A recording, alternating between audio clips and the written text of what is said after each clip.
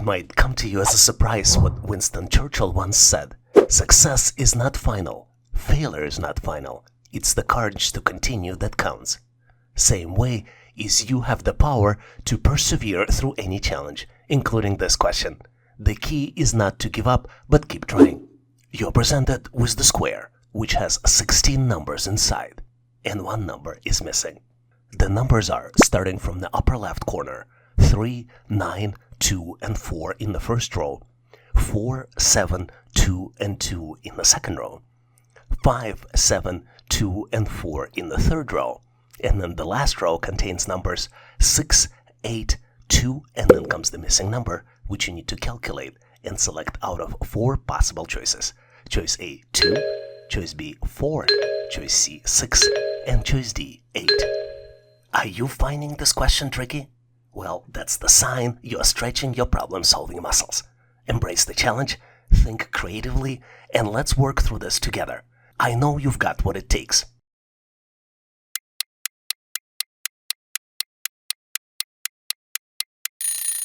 Are you excited to share your solution? Let's roll up our sleeves and begin the comparison.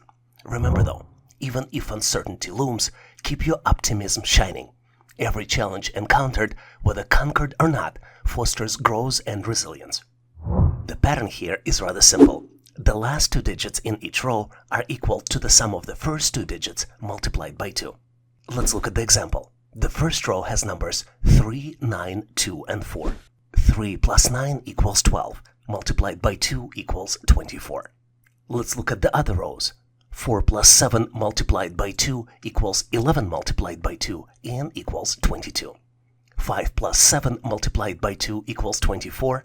And then the last row where we calculate the missing number, where 6 plus 8 multiplied by 2 equals 28.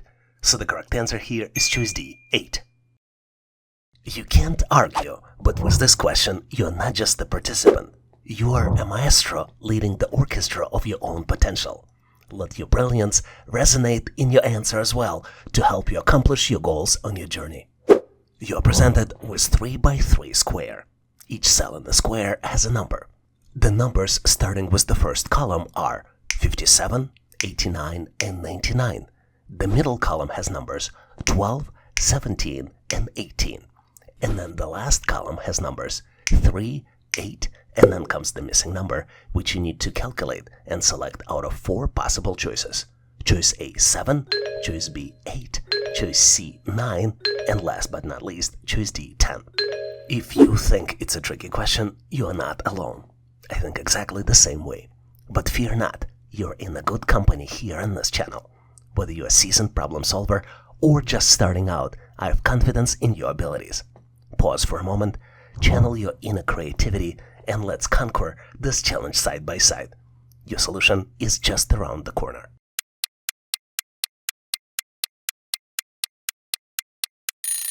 Are you prepared with your solution? I am curious to compare the notes, so I am moving forward so we can share our answers. If you look closely, you can easily recognize the pattern. The calculations here are organized in each row from left to right. Next number in the row is calculated as the sum of digits from the previous one.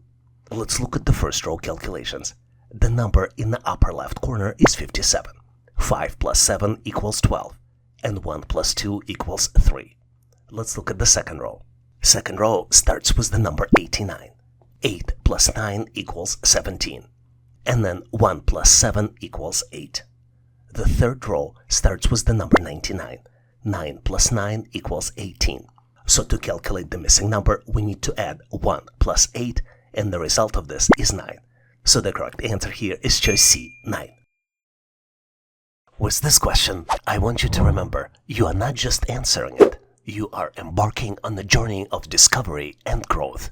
Let's every correct response be a milestone on your path to excellence, and let's convert every incorrect one into the lesson learned. You're presented with the circle, which is broken down into the 8 equal parts. Each section in the circle has number inside. The numbers are 35, 47, 34, 37, 49, 68, 57, and then comes the missing number, which you need to calculate and select out of 4 possible choices. Choice A, 17, choice B, 20, choice C, 23, and last but not least, choice D, 25. Do you think it's a tough one? Rest assured, you're not trying to solve it alone. Regardless of your expertise in problem solving, I believe in your abilities. Pause for a moment, harness your creativity, and let's face this challenge together. The answer is just waiting your insightful touch.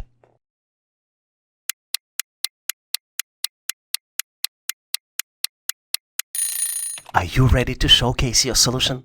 Let's get into it, and let's see how our answers match up.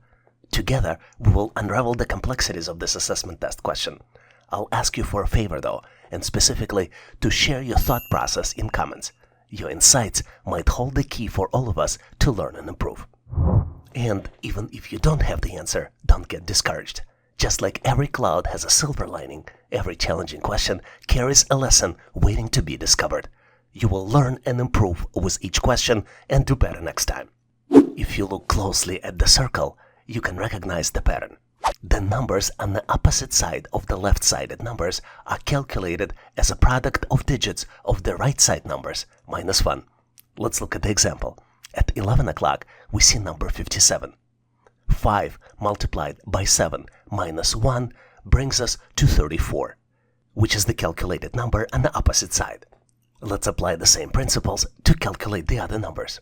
6 multiplied by 8 minus 1 equals 47. 4 multiplied by 9 minus 1 equals 36 minus 1 and equals 35. Now we can do the missing number. 3 multiplied by 7 minus 1 equals 20. So the correct answer here is choice B, 20. Admit it or not, but with this question, you're not just navigating through the question itself, but you're charting a course toward victory. Every correct thought in your response is a step closer to reaching your destination. You're presented with the shape, which I'm not sure how to call. Let's call it half pyramid. In the first row of this pyramid are numbers 1, 2, and 5. In the second row, the numbers are 2, 5, 2, and 6. And then in the third row, the numbers are 3, 1, 0, 1, 0, and then comes the missing number, which you need to calculate and select out of 4 possible choices. Choice A, 0. Choice B, 1. Choice C, 2. And last but not least, choice D, 3. If you think it's look confusing, you are not alone. I think exactly the same way. But fear not, you're in a good company in your quest to victory. Whether you're a seasoned problem solver or just starting out, I have confidence in your abilities. Pause for a moment, channel your inner creativity, and let's conquer this challenge side by side. Your solution is just around the corner.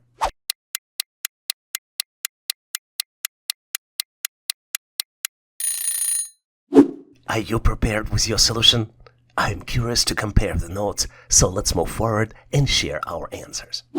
You might be surprised, but there is a pattern, and there are calculations that describe how each number in each row is calculated. In fact, the pattern here is that the next number in the same row is calculated as a previous number squared plus 1. Let's look at the example. For the first row, the calculations would be 1 squared plus 1 equals 2. 2 squared plus 1 equals 5. For the second row, the calculations would be 2 squared plus 1 equals 5. And 5 squared plus 1 equals 26. Let's calculate the missing value now. 3 squared plus 1 equals 10. And 10 squared plus 1 equals 101. So the missing number here is choice B, 1.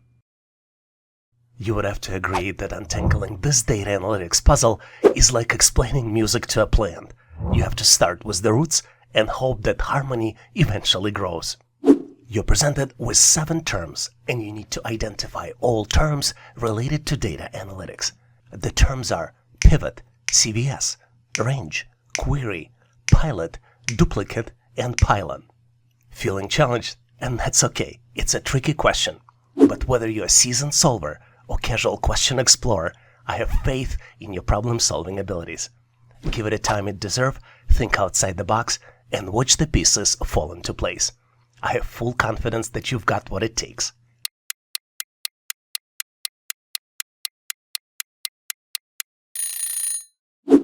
Are you ready with your solution? Or at least excited for a mental workout and to learn the answer? Let's tackle this puzzle together and explore the complexities of this question. Don't forget to share your brilliance in comments. Your ideas and solution might be the breakthrough we need. Let's start with the incorrect answers. The 3 incorrect answers I identified are CVS, which is a pharmacy and retail company. The term CVS sounds similar to CSV, which is comma-separated values, and is used in data analytics. The second incorrect term is pilot. Pilot is a person who operates aircraft and spacecraft, and it sounds similar to pivot. For example, pivot tables are used in data analytics. And the third incorrect answer is pylon, which represents a tall structure used to support something such as bridge or power lines. And it sounds very similar to Python, which is the language that is used in data analytics. And now let's look at the correct answer. The first correct answer is pivot. In data analytics, a pivot refers to reorganizing and summarizing data to gain insights by changing the perspective or structure of the dataset. The second term used in data analytics is range. In data analytics, range typically signifies the difference between the highest and lowest values in the dataset, providing a measure of dispersion. The third correct answer from my standpoint is query. In data analytics, a query is a request for specific information from a database or dataset, often expressed in a structured query language like SQL. And last correct answer, I believe, is duplicate. In data analytics, a duplicate refers to identical or replicated records within a dataset, which may need to be identified and managed for data quality and analysis purposes. Are you in agreement with my version of the answer? Please make sure to post your answers and solutions in comments. You would have to agree that solving this particular problem is like baking a cake. It requires the right ingredients, a bit of precision, and the end result is pretty sweet. I think that looking at each test question this way would be like looking at baking a piece of mosaic of your knowledge, contributing to the bigger picture of your abilities. In this question, you're presented with the set of gears, and you need to determine the direction of the last gear. Your choices for answers are choice A, CW, choice B, CCW, choice C, no movement, and last but not least, choice D, depends on X. Feeling challenged by this question? I totally understand. Remember though, that you are not navigating this path alone. Whether you're a problem-solving expert or a newcomer, I have full faith in your capabilities. Take a moment to gather your thoughts, tap into your imaginative side, and let's triumph over this challenge together. Your solution is almost ready and is definitely within reach.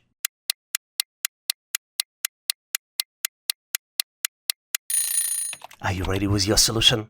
I hope you are. So let's move forward and compare our versions of the answer. Together, we will unravel the complexities of this assessment test question. I'll ask you for a favor though, and specifically to share your thought process in comments. Your insights might hold the key for all of us to learn and improve. To solve this question, we need to identify which gear is the input, which one is connected to the power source, and which one is the output gear, the final gear that performs the desired task. In the next step, we need to identify the direction of rotation for each gear. Gears can rotate clockwise. This is where abbreviation CW comes from, or counterclockwise. This is what CCW stands for. Let's solve this challenge by following the transfer of rotation from one gear to another. Our first input gear is rotating in clockwise direction. As you might be well aware, when rotation is transferred to another gear, it will be rotated in the opposite direction, which would be counterclockwise. Let's follow the directions for each gear. Input 1 is clockwise, then counterclockwise, clockwise again, counterclockwise again, clockwise, counterclockwise, clockwise, counterclockwise, and the output gear is rotating in clockwise direction. Let me show you alternative way how you can solve it faster. For example, if the number of gears in between input and output is odd, the last gear will rotate in the same direction as input gear. On the other hand, if the number of gears is even, the last gear will rotate in the opposite direction from the first gear. Let's look at the example. Let's look at the odd number of gears. The simplest odd number is 1. The rotations transferred from input clockwise to the next gear counterclockwise, and then to the output, which would be clockwise again. On the other hand, if there's an even number of gears in between input and output, and the smallest even number is 2, you see how rotation converts from input clockwise to the opposite to input counterclockwise at the output gear. With this in mind, let's solve this challenge alternative way. Let's count number of gears in between input and output. There are 1, 2, 3, 4, 5, 6, 7 gears. And since there are 7 gears in between input and output gears, which is odd number, the direction of output gear will be the same as the direction of the input gear. So the correct answer here is choice A, CW, clockwise. I hope you would agree to try to imagine this question as a stepping stone across the river of challenges. With all of your efforts toward the correct answer, you're building a bridge to the island of your triumph. You need to determine the smallest answer among 4 possible choices. Choice A, 2/5 plus 3/4. Choice B, square root of 4 minus 0.75. Choice C, 1.2 plus 1/8. And last but not least, choice D, 2/3 multiplied by 2. Well, guess what? I'm on the same page with you, and I also think it's a tricky question. But remember though, you are not navigating this path alone, and I'm here to help, as well as other subscribers on this channel. Whether you're a problem-solving expert or a newcomer, I have full faith in your capabilities. Take a moment to gather your thoughts, tap into your imaginative side, and let's triumph over this challenge together. Your solution almost ready and definitely within reach.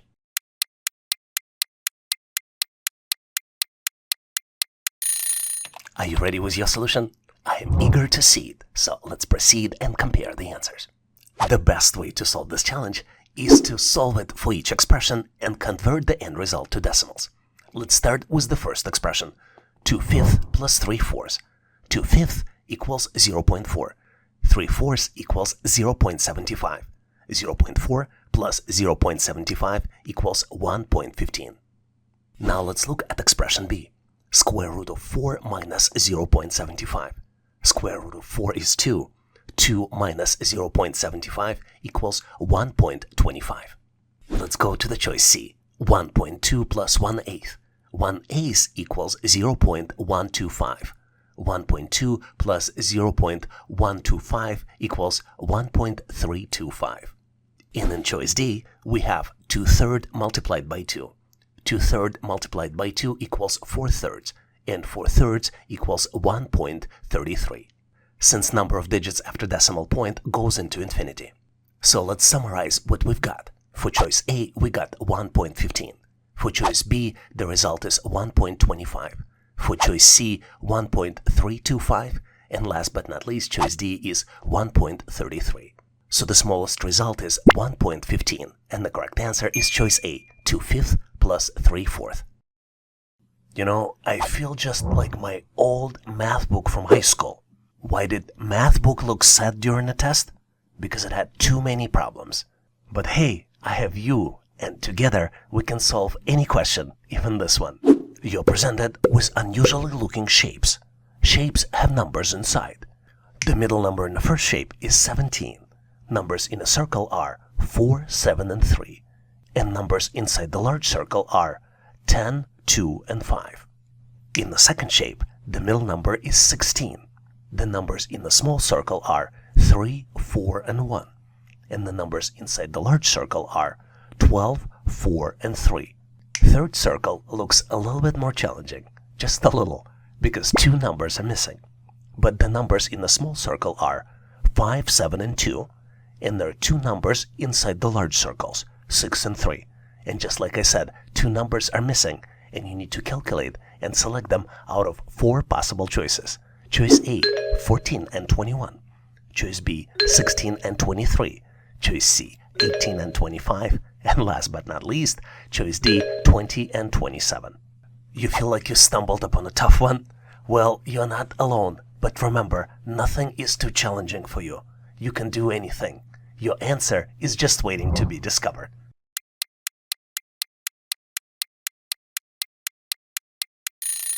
Are you ready? Let's move forward and discover the solution together. If you look closely, you can easily recognize the pattern. In fact, outside numbers form clockwise addition expression with the result at 8 o'clock, and inside numbers form multiplication expression with the result at 2 o'clock.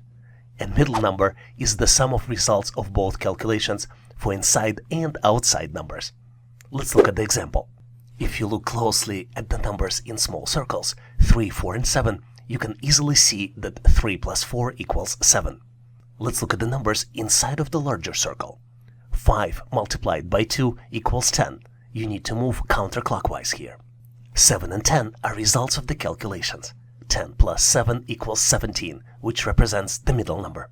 Make sure you verify the pattern in the middle shape, but I am going to switch to the third shape, which has 2 numbers missing.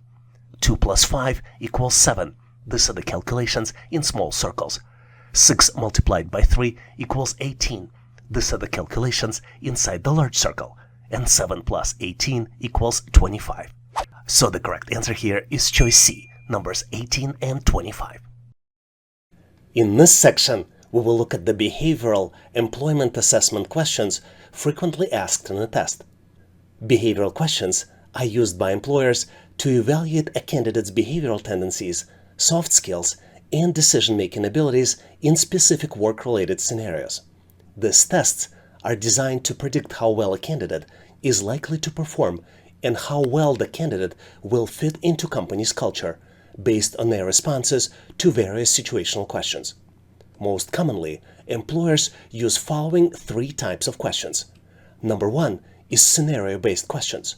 Candidates are presented with hypothetical work-related scenarios or situations. These scenarios may be relevant to a specific job role or industry the candidate is applying for. Number 2 are multiple-choice questions. Candidates are provided with multiple-choice options as responses for each scenario. They need to choose the most appropriate or effective response. And last but not least are evaluation behavioral trait questions. These types of questions assess various behavioral traits and soft skills of the candidates, such as problem-solving ability, communication skills, teamwork, conflict resolution, time management, adaptability, and leadership potential. Let's look at some of the specific behavioral test questions we frequently see on the test. Here's an amazing question we frequently see on the test. You're presented with the statement. In this case, the statement is, I'm working better when no one is bothering me. You need to select your answer out of 7 possible choices. Choice A, strongly disagree. Choice B, disagree. Choice C, somewhat disagree. Choice D, not sure. Choice E, somewhat agree. Choice F, agree. And last but not least, choice G, strongly agree. Take a close look to see if you can come up with the answer. This is a tricky question, so in addition to just selecting the answer, I would recommend that you build a mental strategy on how to answer and why are you selecting this particular choice. Are you ready? Let's move forward, so I'll share with you my version of the answer. And obviously, if you have a better way to solve it, please make sure to post in comments. Before answering this question, let's take a close look to see what employer is looking for. I believe in this particular question, employer is looking for specific qualities and skills related to teamwork and collaboration. What's interesting is while the statement, I'm working better when no one's bothering me, might reflect preference for working independently, this is not correct. This statement, if answered incorrectly, raises concerns about your ability to function effectively within the team-oriented environment. To better understand how to answer, let's imagine the scenario where you're answering this question during job interview. How would you answer? I might be wrong, but when answering, you would highlight 3 important points. Number 1, you would highlight your collaboration skills. You would emphasize your ability to work well with others and your experiences in collaborating on projects and tasks. You probably would benefit by providing examples on how you communicate effectively, share ideas, and respect diverse opinions. Number 2, you would discuss successful team experiences. You probably would provide examples of times when you worked effectively in a team setting and collaborating to achieving positive outcomes. And last but not least, I would recommend that you acknowledge your independence but show adaptability. While it's okay to appreciate periods of uninterrupted work, it's essential to demonstrate your adaptability to work in a team when required. Now let's summarize and look at important considerations on how you can answer these types of questions. There are a few important criteria to keep in mind. Number one is that this question measures your level of sociability. These types of questions measure your tendency to enjoy being around people and working with others. Number two is in this question, employer is trying to determine if you're a good team player. Number three, the correct answer depends on the specific job, but keep in mind that most of the jobs require interactions with other team members. So the summary here is that if your job opening requires teamwork, and most of the jobs do, it's always better to answer strongly disagree or disagree. And if you have ability to provide the rationale for your answer, make sure to use the samples that I'm just about to provide to you, as well as considerations in this notes section. Let's look at the specific sample. So you're presented with the question, I'm working better when no one is bothering me. Your answer might be, I respectfully disagree that I work better when no one's bothering me. In any work environment, I recognize the importance of being open to collaboration as well as team interactions. I understand that work processes can be unpredictable and that there may be situations where my coworkers require help or attention. And I'm always willing to lend a hand and actively engage with my team members to ensure our collective success. I genuinely enjoy being around people and thrive in collaborative setting. Working with others helps me leverage diverse perspectives and skill sets, which often leads to innovative solutions and improved outcomes. I strongly believe that maintaining open communications with colleagues fosters a supportive and productive work environment. What's even more important is that while I prefer to minimize unnecessary distractions and unrelated requests during my focus time, I understand that effective teamwork sometimes necessitates flexibility. In such cases, I am acceptable and capable of handling stress with composure.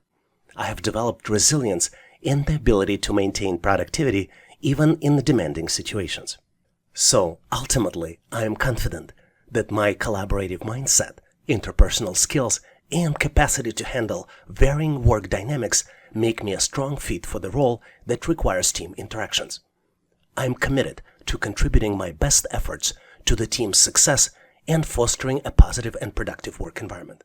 This is why, when I was presented with the question, I am working better when no one bothering me, I chose choices A, strongly disagree, or choice B, disagree.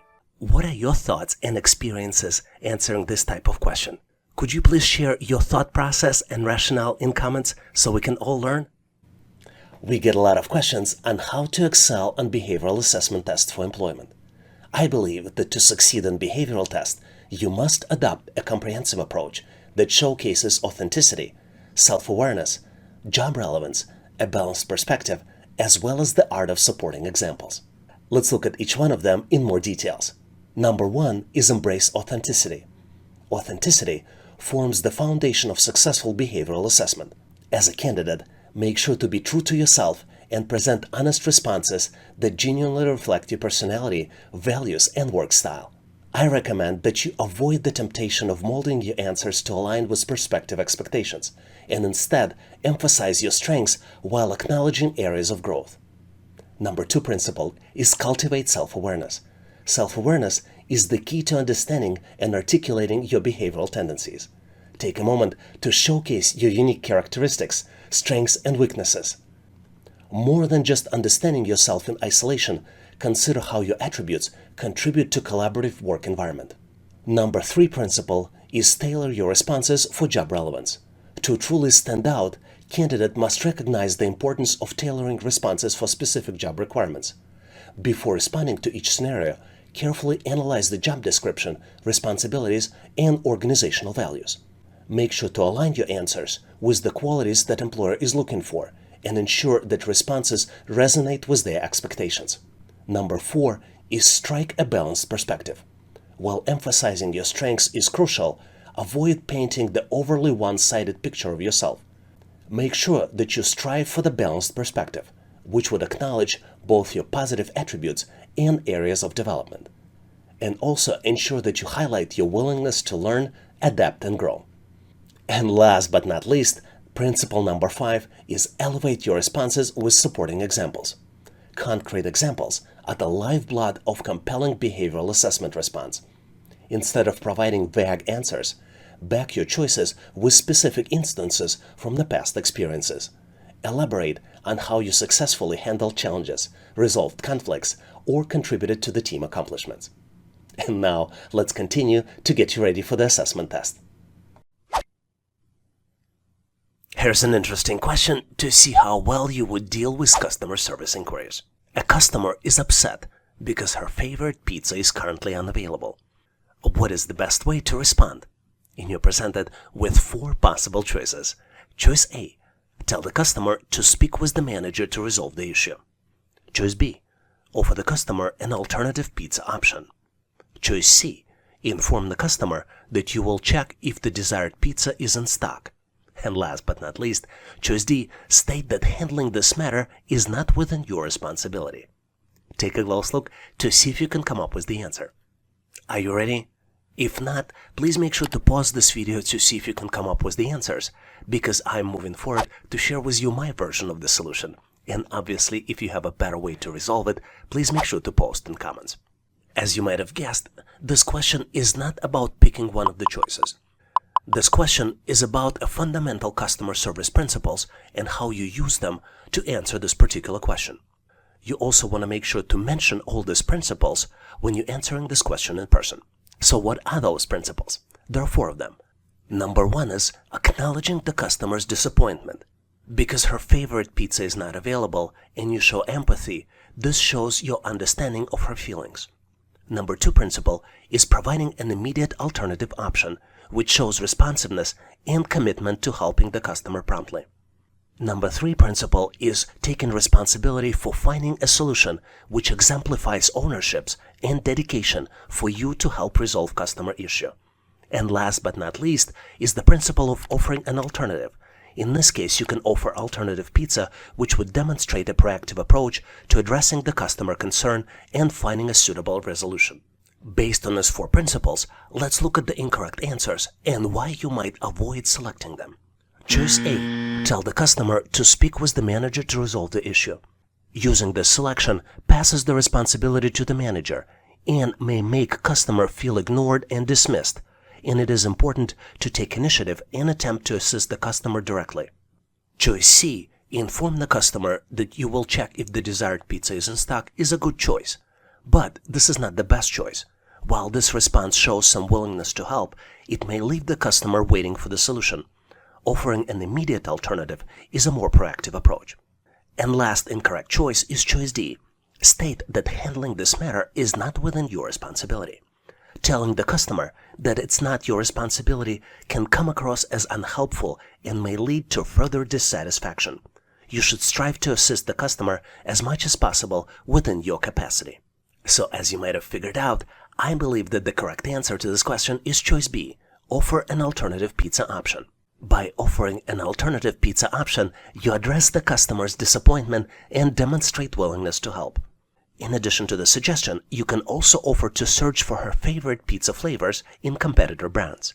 This approach helps turn a negative situation into a positive one, where you learn more about the customer and find the proactive solution as possible suitable alternative. What do you think about this question? Do you agree with this solution? Do you have a better way to solve it? Please make sure to post your answer and rationale in comments. In this section, we will look at the leadership assessment test for employment, which measures candidates' leadership potential and skills. The questions on this type of test typically involve scenarios and situational judgment and may assess traits such as decision-making, communication, conflict resolution, and delegation. Let's look at some sample leadership assessment test questions we typically see on the test to prepare you for the assessment. Let's face it, the correct answer to this question is a brick in the foundation of your success. Build confidently as you're constructing a monument of achievement. You need to select the answer that best describes you to the following statement. I am more productive when I don't have to take risks as part of my job.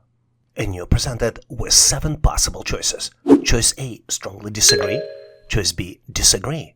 Choice C, somewhat disagree. Choice D, not sure. Choice E, somewhat agree. Choice F, agree. And last but not least, choice G, Strongly agree. Do you think you've encountered a tough one? Rest assured, you are not alone in this path. And I can't agree more. But regardless of your experience in problem solving, I believe in your abilities. Pause for a moment, harness your creativity, and let's face this challenge together. The answer is just waiting for your insightful touch.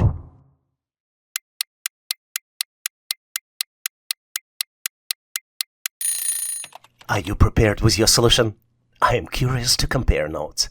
Let's move forward and share our answers. To answer this question correctly, let's first understand what are we being asked. There are three important considerations here.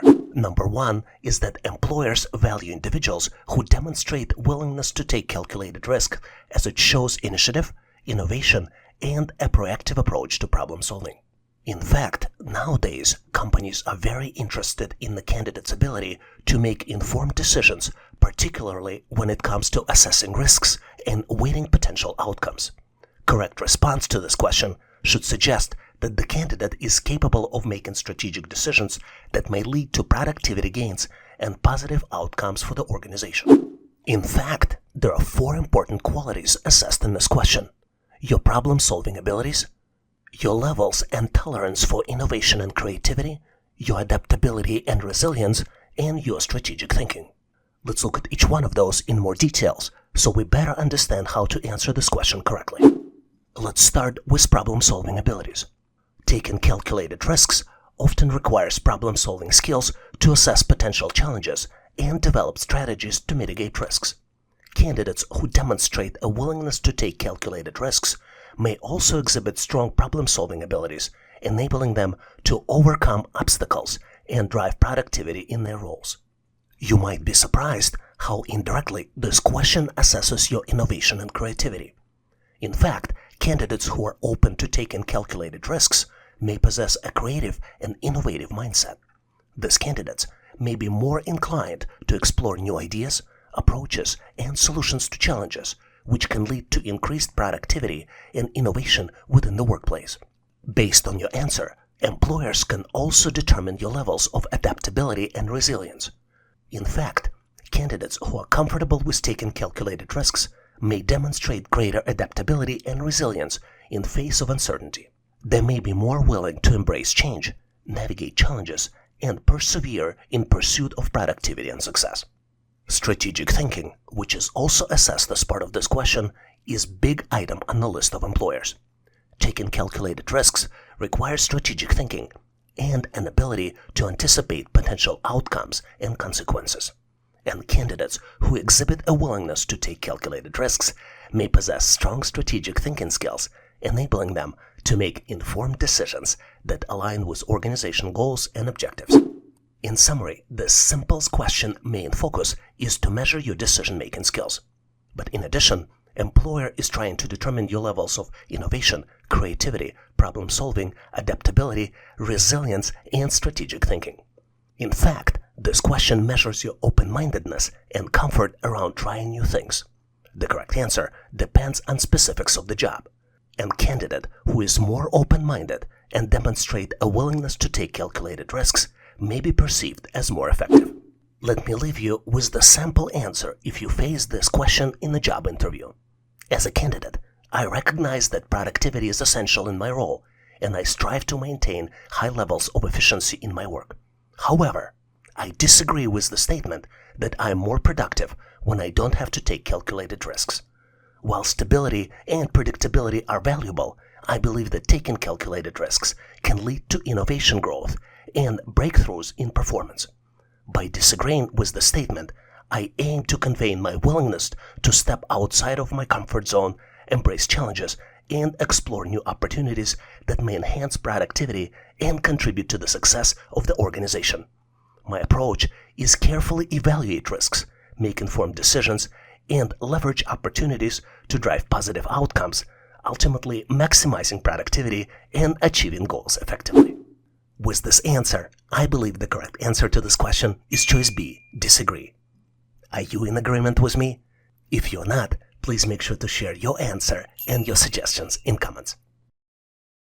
A lot of times during the test, you might be presented with very uncomfortable situation to determine how you would behave. This is one of those test questions. You got promoted to the manager role that your colleague at work was also hoping for. Now things are awkward between you two. You want to keep the relationship going, but your colleague is not speaking to you outside of the required communications during the team meetings.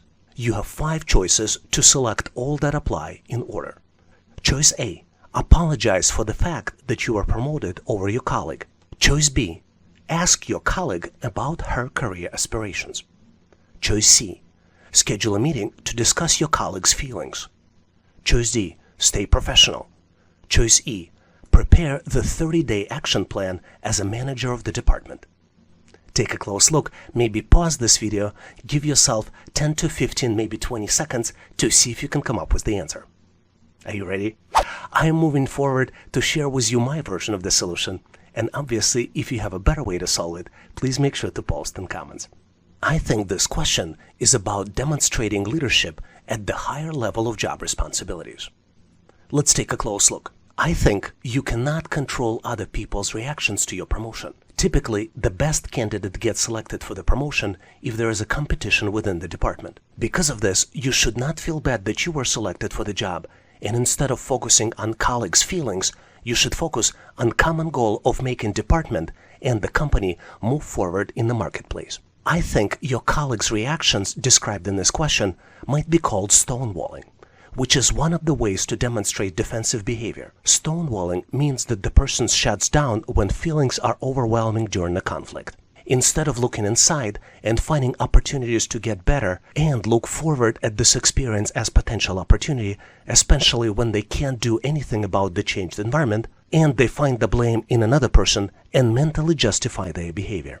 Here are some recommended steps how you can respond as a leader in your department. You should not feel bad about what happened. You were selected for promotion for a reason, and there is nothing to apologize for. Number 2, you should be empathetic, but do not try to please your colleague. Number 3, you should focus on the common goals for the department.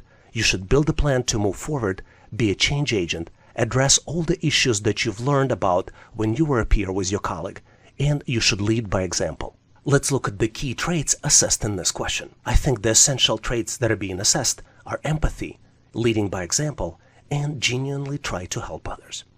There are also some red flags that this question is trying to look for.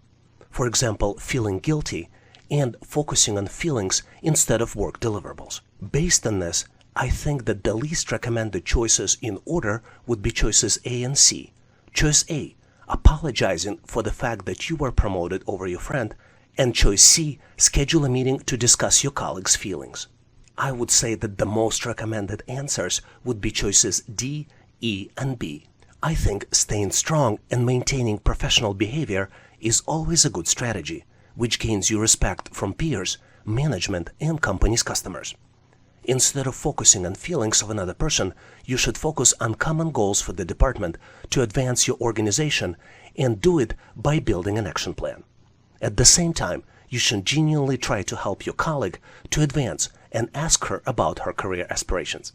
So my recommended choices in order would be choice D, staying professional, choice E, prepare a 30-day action plan as a manager of the department, and last but not least, choice B, ask your colleague about her career aspirations. Do you have a better way to solve it? Please make sure to post your answers and rationale in comments. In this section, we will look at the sample questions for cognitive test, which represents an assessment used by employers to evaluate candidates' mental abilities such as problem solving, critical thinking, and memory. The questions in the test can vary, but typically involve math problems, logic puzzles, spatial reasoning, and verbal comprehension. Let's look at some sample cognitive assessment test questions we typically see on the test.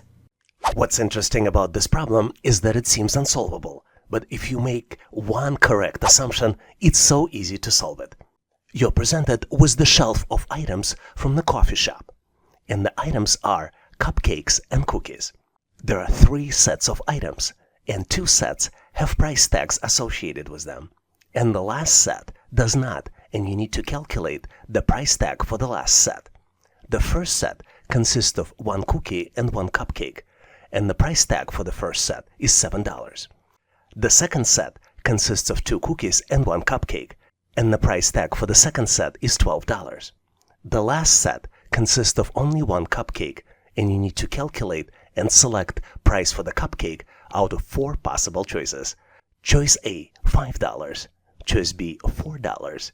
Choice C, $2. And last but not least, choice D, $3. Take a close look to see if you can come up with the answer. Did you figure it out? It seems unsolvable, but the only thing you need to make is one assumption. And using this assumption, I'm going to move forward to share with you my version of the answer. And obviously, if you have a better way to solve it, please make sure to post in comments. Take a close look at the first set. The first set consists of cookie and cupcake, and it costs $7. What's interesting is that the second set already includes the first set plus the cookie, which allows us to calculate the price of this extra cookie. And we can do it by subtracting 7 from 12, and the end result of it is $5, which means that the price of cookie is $5. Now we can easily calculate the price of cupcake by subtracting 5 from 7, which means that the total price of cupcake is 2. So the correct answer here is choice C, $2. Did you get to the same answer? If not, please make sure to post your answer, solution, and rationale in comments. And now I have something that maybe you were not expecting. Here's the practice question for you. You need to find the missing number, and you're presented with 4 scales. 3 scales have items on the left side and the number on the right side to make them equal. And 4th scale only has items on the left and missing number on the right in the form of question mark. You need to calculate the question mark out of 4 different choices. Choice A, 60. Choice B, 65. Choice C, 70. And then last but not least, choice D, 75.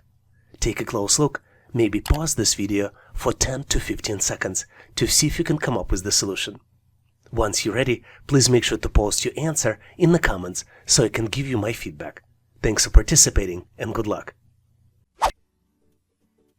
Here's a very interesting question to test your spatial reasoning.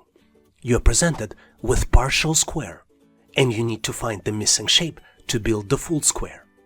You have 4 different choices to choose from to complete the square. Choices A, B, C, and D. Take a close look to see if you can come up with the answer. And on my end, I'm moving forward to share with you the correct solution.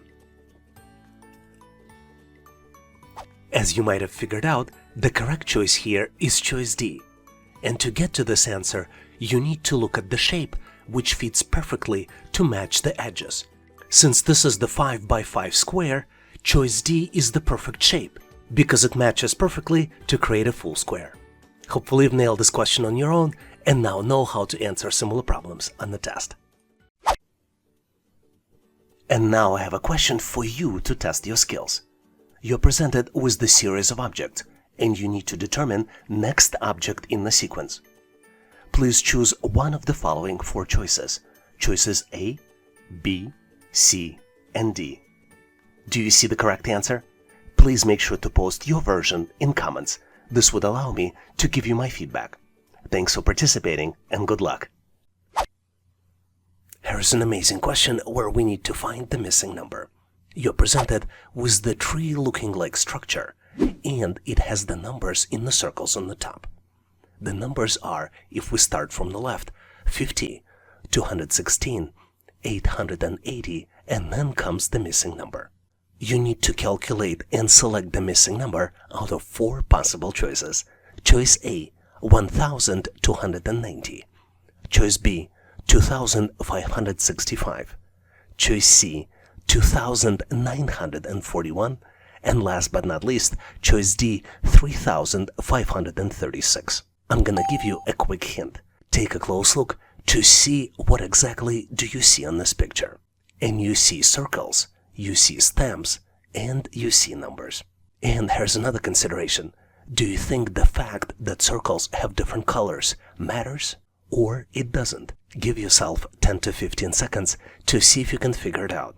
On my end, I am moving forward to share with you my version of the solution. And obviously, if you have a better way to solve it, please make sure to post in comments. The pattern here is rather simple, but it takes a little bit of time to detect it. If we start from the left, from the smallest number and go clockwise, the next number is calculated as a previous value multiplied by the total number of lines plus total number of circles. Let's look at the example. The first number is 50 in the purple circle, and it's given, not calculated.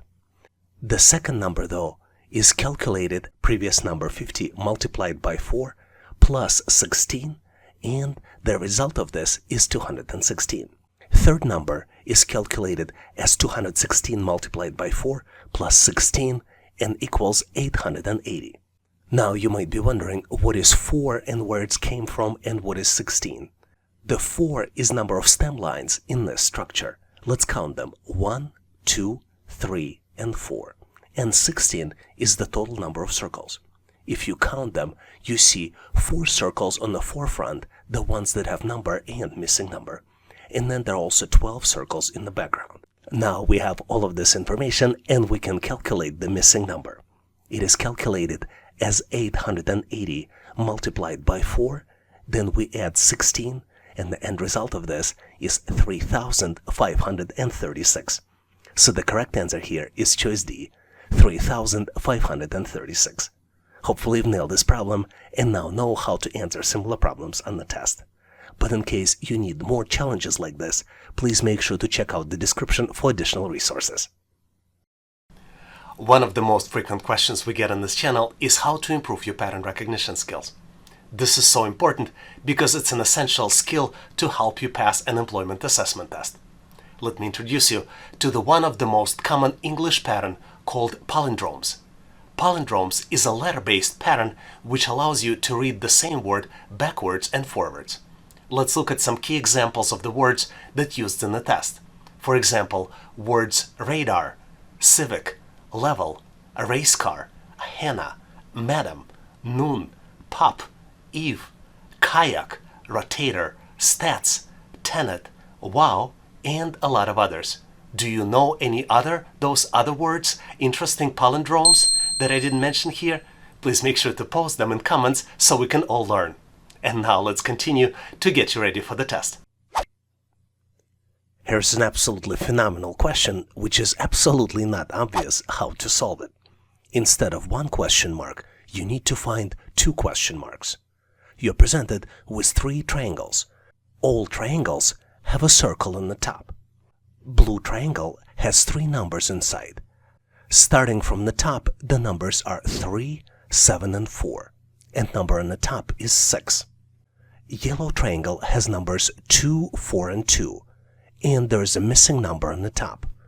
Green triangle has numbers 5, 9, and 4, and missing number on the top. Take a close look to see if you can find 2 missing number and select out of 4 different choices. Choice A, 10 and 4. Choice B, 1 and 8. Choice C, 6 and 3. And choice D, 2 and 2. Do you know the answer? I gotta tell you, the answer is not really obvious, but I know how smart you are, and together we should be able to solve it. Are you ready? Hear me out. The pattern here is that to calculate the number on the top of the triangle, you need to use inside upper number added to the number on the right, and then you should subtract the left number. For example, for the blue triangle, which has all the numbers, the calculations will be 3 plus 7 minus 4 equals 6. For the green triangle, the calculations will be 5 plus 9 minus 4 equals 10. And for the yellow triangle, the calculations will be 2 plus 4 minus 2 equals 4. So the correct choice here is answer A, 10 and 4. Did you figure it out? Please make sure to post your answer, rationale, and thought process in comments. I get a lot of questions on how to improve your pattern recognition skills. Let me share with you 3 common patterns we frequently see on the test. Let's start with triangular numbers. Triangular numbers are the numbers that can be represented as a sum of consecutive integers starting with 1. For example, the first 5 triangular numbers would be 1, 3, 6, 10, and 15. Next one on my list are square numbers. Square numbers are the numbers that can be represented by a product of a number multiplied by itself. For example, the first 5 square numbers are 1, 4, 9, 16, and 25. Because 1 square is 1, 2 square is 4, 3 square is 9, 4 square is 16, and 5 square is 25. And last but not least on my list are cube numbers. Cube numbers are numbers that can be represented as a product of a number multiplied by itself twice. For example, the first 5 cube numbers are 1, 8, 27, 64, and 125. Because 1 cube is 1, 2 cube is 8, 3 cube is 27, 4 cube is 64, and 5 cube is 125. Do you know any other interesting numerical patterns I did mention here? Please make sure to post them in comments so we can all learn. And now let's continue to get you ready for the test. Here's the question of intermediate complexity we frequently see on the test.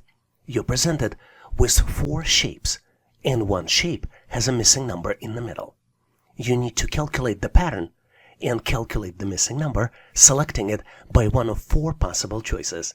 Choice A, 22. Choice B, 23. Choice C, 25. And then last but not least, choice D, 24.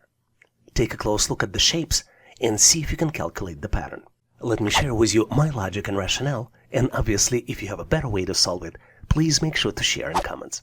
I think the pattern here is that to calculate the middle number, you need to multiply the top 2 numbers and subtract 1. Then add the bottom number. Let's look at the first shape to confirm the logic. 2 multiplied by 3 minus 1 equals 5. 5 plus 2, which is the bottom number, equals the middle number, which is 7. Let's apply the same pattern to the shape with the missing number. 8 multiplied by 3 minus 1 equals 24 minus 1 equals 23. 23 plus 2 equals the missing number, which means that the missing number is 25. So the correct choice here is choice C, 25. Did you see any other patterns or found the better ways to solve it?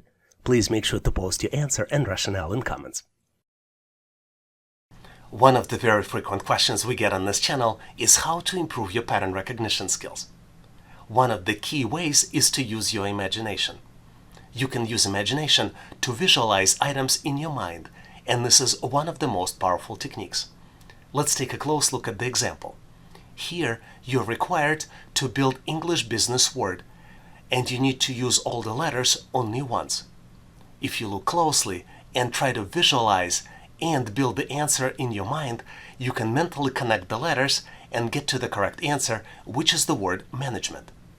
It might be hard to do it initially, but if you do crosswords and puzzles, you can improve your skills and get better at this with practice. Do you have any other interesting techniques that you can share? Please make sure to post them in comments so we can all learn. Here's an interesting question where you need to find the missing number. You're presented with the set of numbers 4, 9, 20, 8, 5, 14, 10, 3, and then comes the missing number. You need to select or calculate the missing number out of 4 possible choices. Choice A, 4. Choice B, 11. Choice C, 13. And choice D, 34. Take a close look at this 3x3 matrix to see if you can come up with the solution. I hope by now you have a good understanding of the problem and maybe pause this video trying to solve it, because on my end I'm moving forward to share with you my version of the solution. And obviously if you have a better way to solve it, please make sure to post in comments. And the pattern here is that the manipulation with the left and the middle number calculate right column's number. Basically, in each row, the third number is the sum of half of the first number and 2 times the second number. Let's look at the specific calculations. The first row has numbers 4, 9, and 20. 4 divided by 2 plus 9 multiplied by 2 equals 2 plus 18 and equals 20, which is exactly the number in the third column. Second row contains numbers 8, 5, and 14. 8 divided by 2 plus 5 multiplied by 2 equals 4 plus 10 and equals 14. And now we are ready to calculate the missing number. 10 divided by 2 plus 3 multiplied by 2 equals 5 plus 6 and equals 11. So the correct choice here is choice B, 11. Do you have a better answer? Please make sure to share your thoughts and rationale in comments. Here's the problem for you to test your business math skills as well as attention to details. You need to calculate the value by multiplying number of coins in the cent clock by the number of dollar signs. You need to select out of 4 possible choices. Choice A, 190, choice B, 200, choice C, 210, and last but not least, choice D, 230. Once you complete the calculations, please make sure to post your answer and calculations in comments so I can give you my feedback. Thanks for participating and good luck. Here's a rather unexpected question you might frequently see on the test.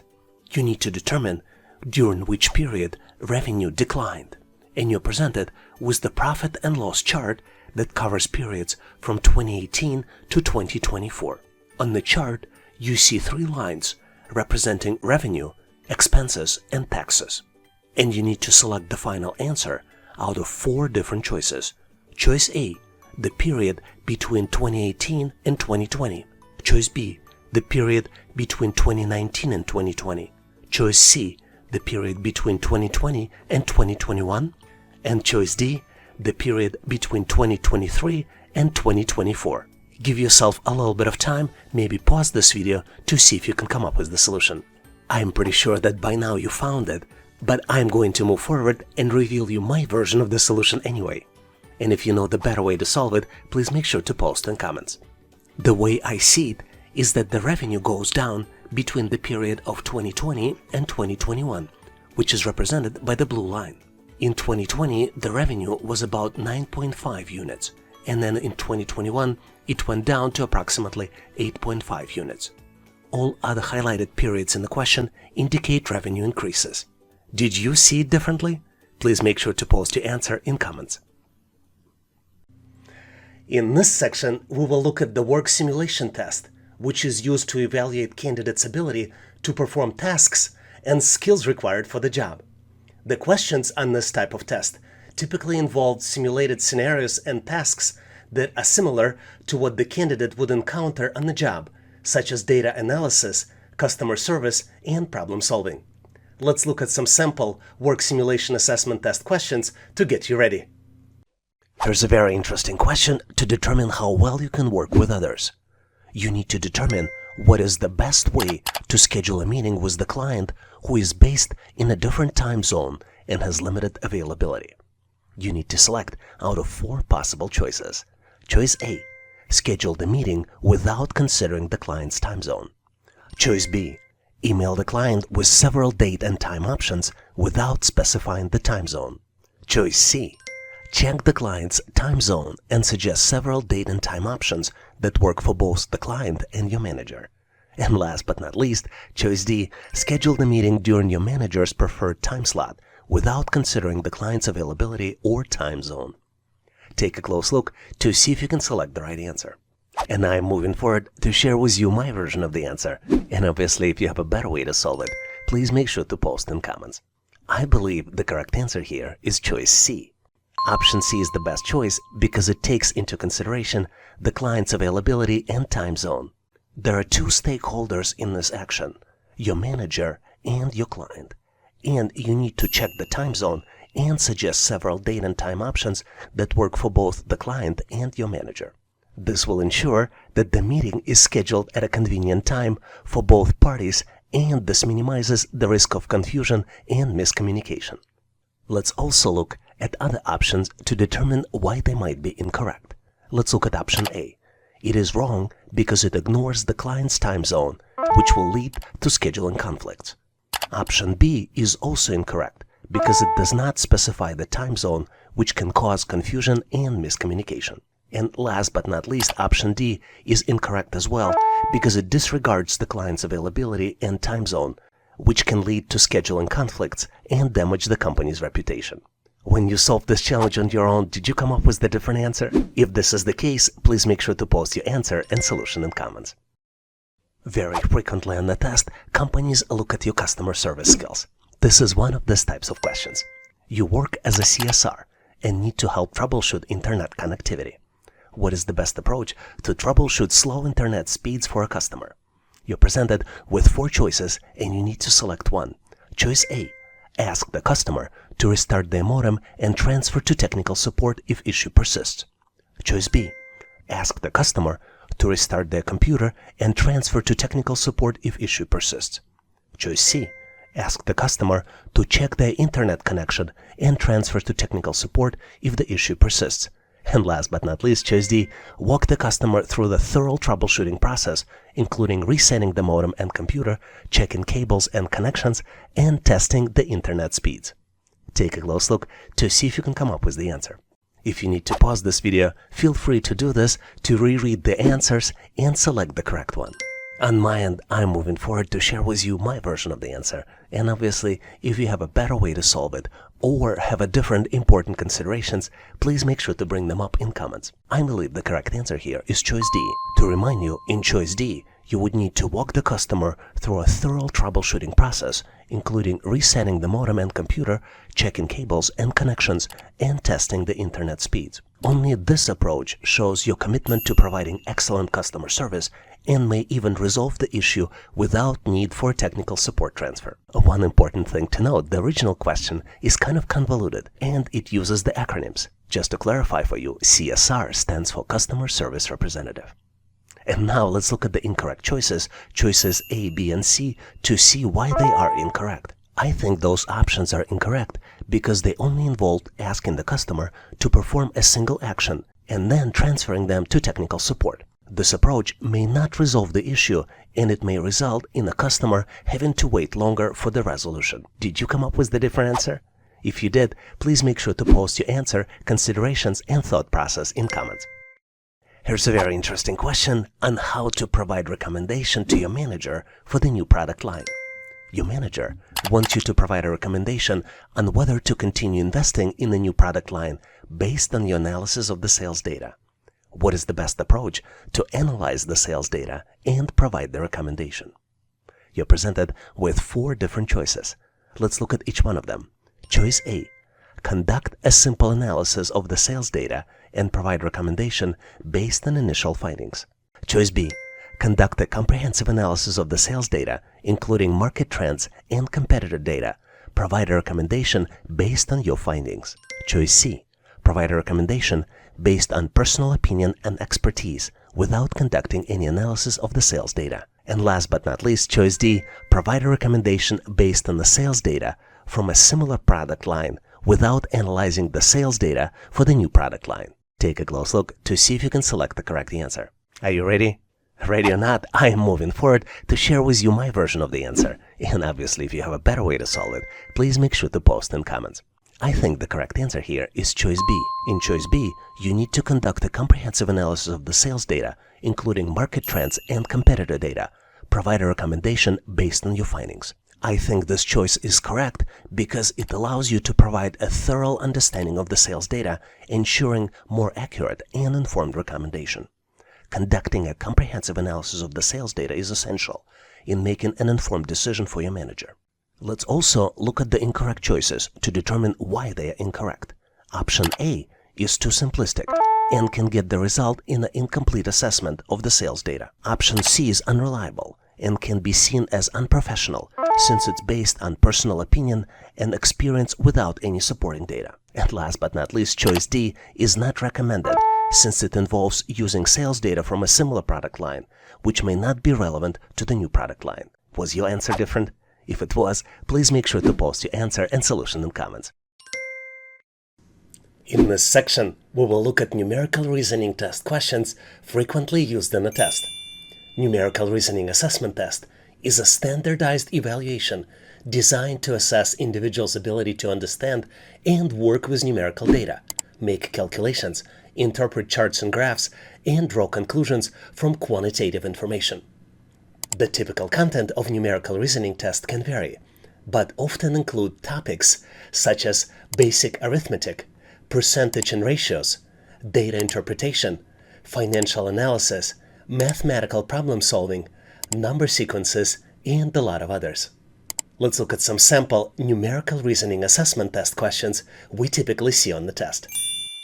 What's interesting about this problem is that it seems unsolvable. But if you make one correct assumption, it's so easy to solve it. You're presented with the shelf of items from the coffee shop, and the items are cupcakes and cookies. There are 3 sets of items, and 2 sets have price tags associated with them, and the last set does not, and you need to calculate the price tag for the last set. The first set consists of 1 cookie and 1 cupcake, and the price tag for the first set is $7.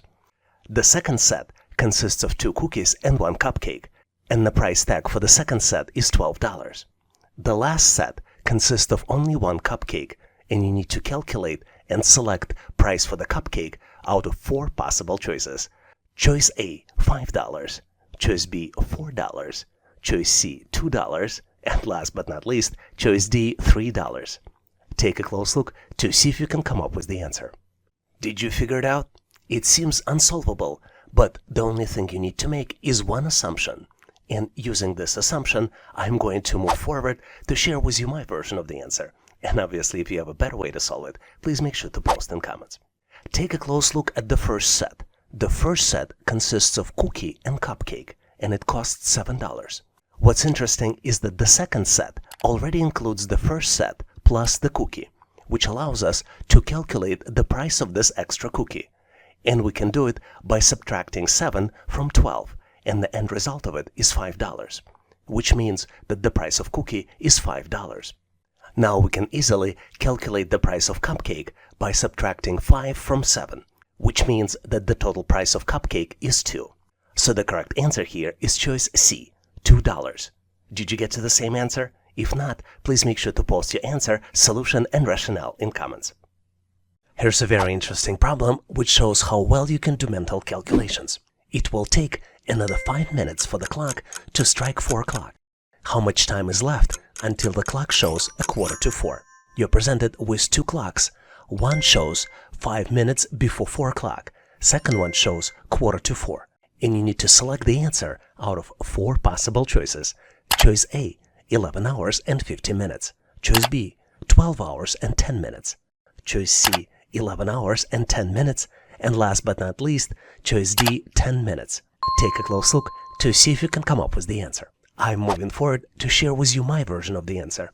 And if for whatever reason you think the answer should be different, please make sure to post your answer, solution, and rationale in comments. Let's first determine how much time is actually on the clock. Based on the description, it will take another 5 minutes for the clock to strike 4 o'clock, which means that the clock now shows 3:55. Our next described point on the clock will be 3:45, which could be represented as 15:45, and clock will reach this point after around 12 hours to show 3:45 again. In the military time, which is frequently used in US, it's going to be 15:45, and it's going to be a little bit less than 15:55. Let's determine how much less than 12 hours it's going to be.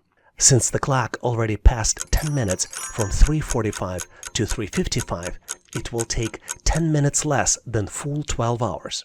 This is why we can subtract 10 minutes from 12 hours to get to the answer of 11 hours and 50 minutes. So the correct answer here is choice A, 11 hours and 50 minutes. Did you get to the same answer? If not, please make sure to post your answer and rationale in comments. Here's an amazing problem where you need to exercise your brain and cognitive skills by calculating not just one number, but 2 numbers. You're presented with the scale, and you see that the value of diamond as well as the sum values are missing. And you need to ensure that scale remains balanced by calculating the value of the diamond as well as the sum. And once you've done with your calculations, you need to select out of 4 possible choices. Choice A, values 18 and 96. Choice B, values 12 and 88.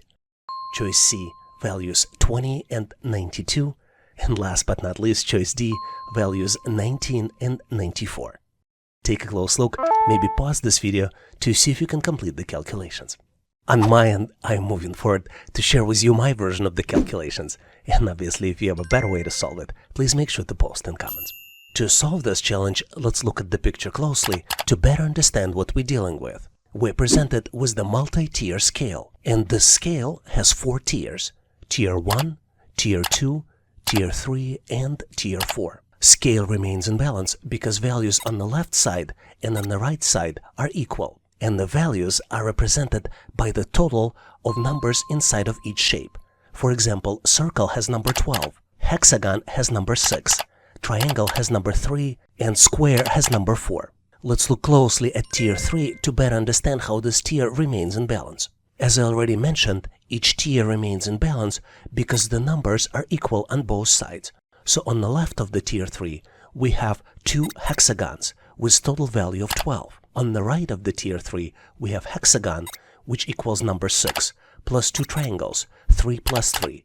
So on both sides, the total value is 12. This is why tier 3 remains in balance. Now let's look closely at the tier 2. On the left of the tier 2, we have 2 circles. Each circle has a value of 12. 2 circles would be equal 24.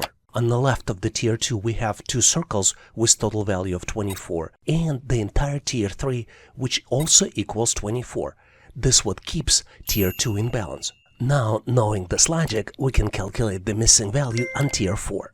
Because tier 4 needs to remain in balance, the value of 12 plus 6 should be equal to the missing value, which means that the missing value is 18. And the total sum will be calculated as the sum of all the numbers. The sum of tier 2 and tier 3 would be 24 plus 24 plus 48 on the right side of tier 1, which would equal 96. So the correct answer here is choice A, 18 and 96. Did you get to the different answer? Please make sure to post your answer and solution in comments. Here's a very interesting question where answer is absolutely not obvious. You're presented with interestingly looking shapes. On top of the shape is triangle. On the bottom left and on the bottom right, there are squares. There are numbers inside the triangle, and there are also numbers inside the squares. Let's take a close look. The first object has number 5 inside the triangle, and number 3 in the left square, and number 17 in the right square. Second object has number 4 inside the triangle, and numbers 5 and 22 inside the squares. The third object has number 3 inside the square, and numbers 8 and 26 inside the squares. The fourth object has number 2 inside of the triangle, number 7 in the left square, and then comes the missing number inside the right square. And did I mention that all objects are of different colors? If we go from left to right, we start with red on the left, next goes light blue, yellow, and then darker blue. And obviously you're the one who needs to make sense out of it and calculate the missing number. Once calculated, select the final answer out of 4 possible choices. Choice A, 14. Choice B, 25. Choice C, 16. And last but not least, choice D, 20. Take a close look to see if you can come up with the solution. Are you ready? Because on my end, I am moving forward to share with you my version of the answer. And obviously, if you have a better way to solve it, please make sure to post in comments. If you're a frequent visitor to this channel, or even better if you're a subscriber, you probably know that the key to solving these types of challenges is to understand the pattern. And the pattern here is that the number in the right square is calculated. And it's calculated by multiplying the number inside of the triangle onto the left square number. And on top of this multiplication, you also add 2 to the end result of the calculation. Let's look at the example. If we multiply 5 by 3 in the first object, the end result of this calculation would be 15. Then we add 2 to 15, and that's how we get to the number in the right square, which is 17. Let's look at the second example. 4 multiplied by 5 equals 20, plus 2 equals 22. Now let's move to the third object. 3 multiplied by 8 is 24, plus 2 equals 26. And now comes the missing number. To calculate it, we need to multiply 2 by 7, which would be equal to 14. And then add 2, and end result of this would be 16. So the correct answer here is choice C, 16. Did you get to the same answer? If not, please make sure to post your answer and solution in comments. Here's a very interesting question where you need to calculate the missing number. You're presented with 4 circles. Each circle is of a different color. The first circle has number 1 inside of it. Second circle has number 2. Third circle has number 5 inside, and last circle has the missing number represented by the question mark. You need to calculate and select final answer out of 4 possible choices. Choice A, 24. Choice B, 26. Choice C, 16. And last but not least, choice D, 20. Take a close look to see if you can calculate the final answer. Are you ready? I hope you found the answer because it's so easy to calculate. Let's move forward so I can share with you my version of the solution. And obviously, if you have a better way to solve it, please make sure to post in comments. I keep repeating myself when I say that finding pattern is the key to solve this challenge. And the pattern here is that the next number is calculated as a square value of the previous number plus 1. Let's look at the example. The first number is given, which is 1. Second number is calculated as 1 square plus 1 and equals 2. The third number is calculated as 2 square plus 1 and equals 5, which means that the missing number is calculated as 5 square, which would be equal to 25, plus 1, which would be equal to 26. So the correct answer here is choice B, 26. Did you get to the same answer? If not, please make sure to post your answer and rationale in comments. Here's the challenging problem by solving which you will boost your cognitive abilities. You're presented with 5 hints, and using these hints, you need to unlock the code and open the lock. The hints are: in the digits 248, only one digit is correct and well placed. In the digits 845, 2 digits are correct but not correctly placed. In the digits 461, only one digit is correct and it is correctly placed. In the digits 592, only one digit is correct and it is well placed. And last but not least, hint that in the digits 904, none of the digits are correct. To open the lock, you need to process all the hints and select one out of 4 possible choices. Choice A, 518. Choice B, 485. Choice C, 418. And last but not least, choice D, 568. Take a close look to see if you can come up with the answer. I'm pretty sure you're done solving it by now, so I'm moving forward to share with you my version of the answer and solution. And if you have a better way to solve it, please make sure to post in comments. As you might have guessed, you solve this problem through elimination. And I'm going to start with the hint number 5, because it's the most helpful of all. Once we've learned that in combination 904 none of the digits are correct, we can eliminate 2 possible answers. We can eliminate both choices B and C because both of them have digit 4, which is an incorrect digit. Let's continue elimination to get to the correct answer. If we look through the remaining 4 hints, we learn that in hint 1, where digits are 2, 4, 8, only one digit is correctly placed, which is digit 8. In hint 2, 2 digits are correct, but they're not correctly placed, and they're digits 8 and 5. In hint 3, only one digit 6 is correct and it is correctly placed. And last but not least, in hint 4, digit 5 is correct and it is well placed. Based on this, the correct answer here is choice D, 568. Do you have any hints to show how to best solve these types of challenges? If you do, please make sure to post them in comments. Have you ever dealt with the money tree? Well, now it's your opportunity. And it's your opportunity to check your attention to details. You're presented with the money tree making enterprise. And you need to calculate the total value of money that you see in the picture. What's interesting here is that each coin is 1 cent. And each bill equals $1. You need to identify all coins and all bills and count the total value. Once you complete the calculations, please select one out of 4 possible choices. Choice A, $10.18. Choice B, $12.09. Choice C, $15.15. And last but not least, choice D, $18.07. Take a close look to see if you can complete the calculations. I think the correct answer here is choice A, $10.18. And here's why. I counted $10 in the picture. Let's start with the top of the money tree. 1, 2, 3, 4. And then on the right, we see another group of the dollar bills. There are $5 there. Let's count them together. 1, 2, 3, 4, 5. And then we see the hard-to-notice dollar bill on the top of the flower pot. Now let's count the coins. We see 9 coins to the right of the flower pot. Then we see 8 coins coming out of the watering can. and then there is one coin on top of the watering can, which is easy to miss. Did you get to the same answer? Choice A, $10.18? If you didn't, please make sure to post your answer and whatever other coins or dollar bills I missed in comments. Here's a puzzling question for you, but I have full confidence that you can solve it quickly. You're presented with 4x4 matrix, and the numbers are, starting in the upper left corner, 9, 8, 3, 4. The second row numbers are 2, 9, 2, and then comes the missing number. The third row starts with 4, 6, 2, 0. And last but not least row is 7, 6, 2, and 6. You need to calculate the missing number, and you have 4 different choices to select from. Choice A, 2. Choice B, 5. Choice C, 6.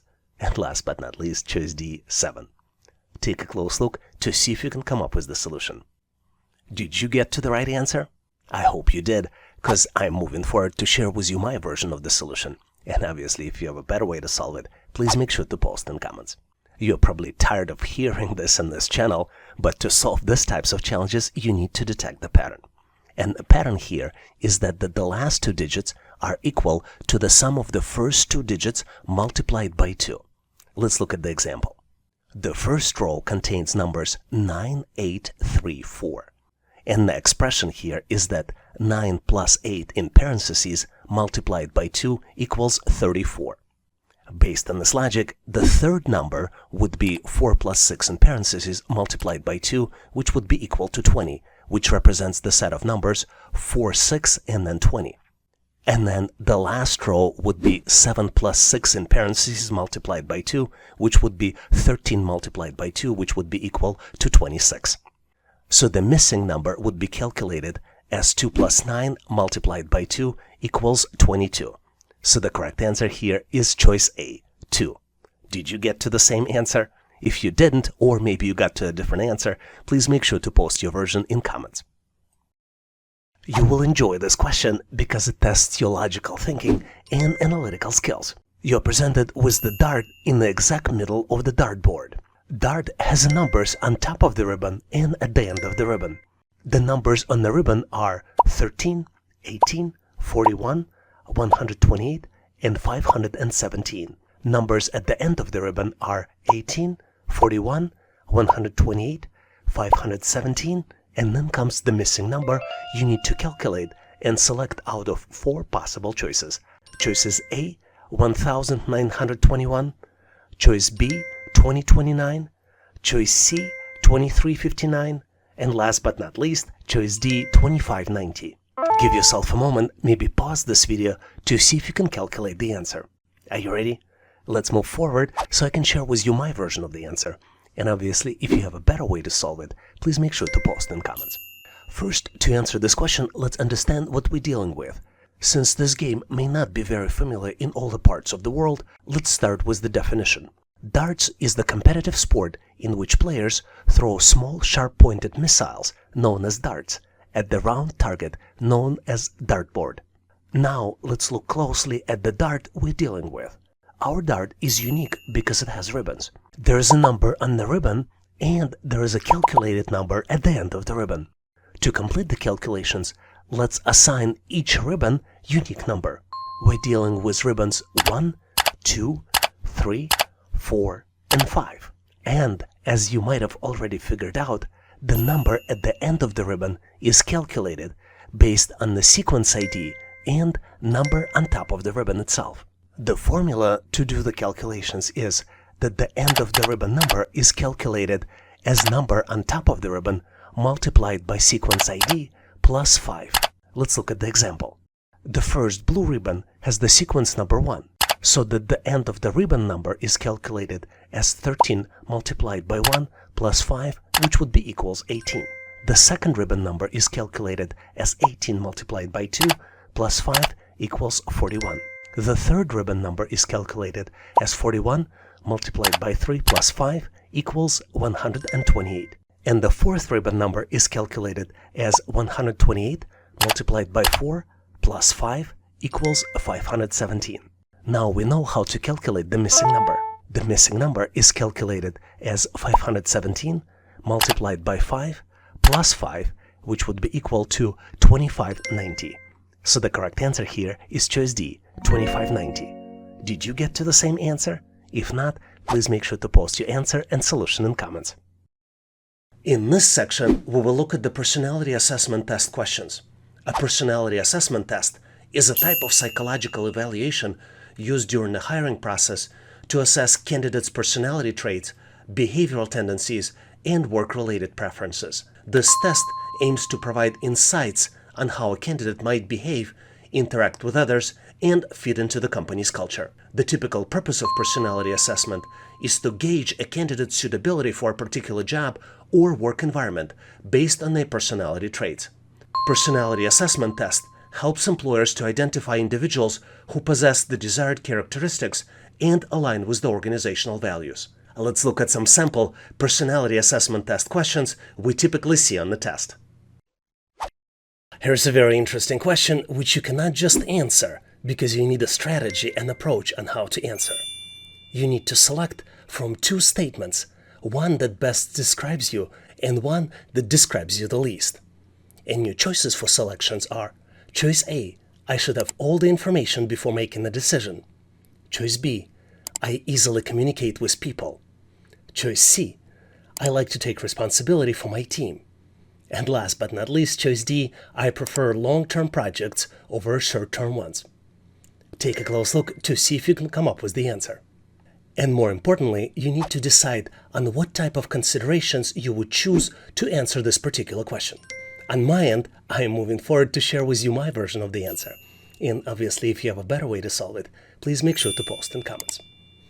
I think is that the most important consideration here to answer this question is job relevance. You need to consider the requirements and responsibilities of the role that you're applying for. For example, one differentiation might be individual contributor role versus a leadership role.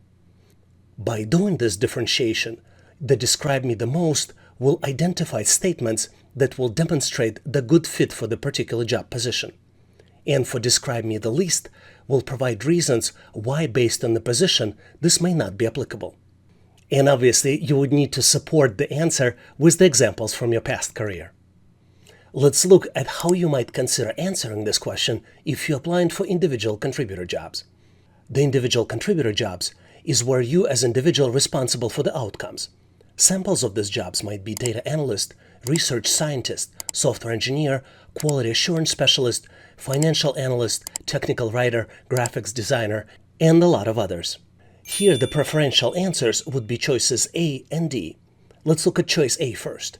Choice A, I should have all the information before making the decision. The statement for individual contributor job suggests a preference for thoughtfulness and careful decision making. In an individual contributor role, it's important to be detailed-oriented and make informed decisions based on available information. This trait can be valuable in roles that require precise execution and attention to details. Choice D, I prefer long-term projects over short-term ones, is also preferred for individual contributor roles. This statement indicates a preference for working on the projects that have longer duration. In an individual contributor role, this trait may be beneficial for tasks or projects that require patience, persistence, and focus on long-term goals. It suggests an ability to sustain effort and commitment over the extended periods of times.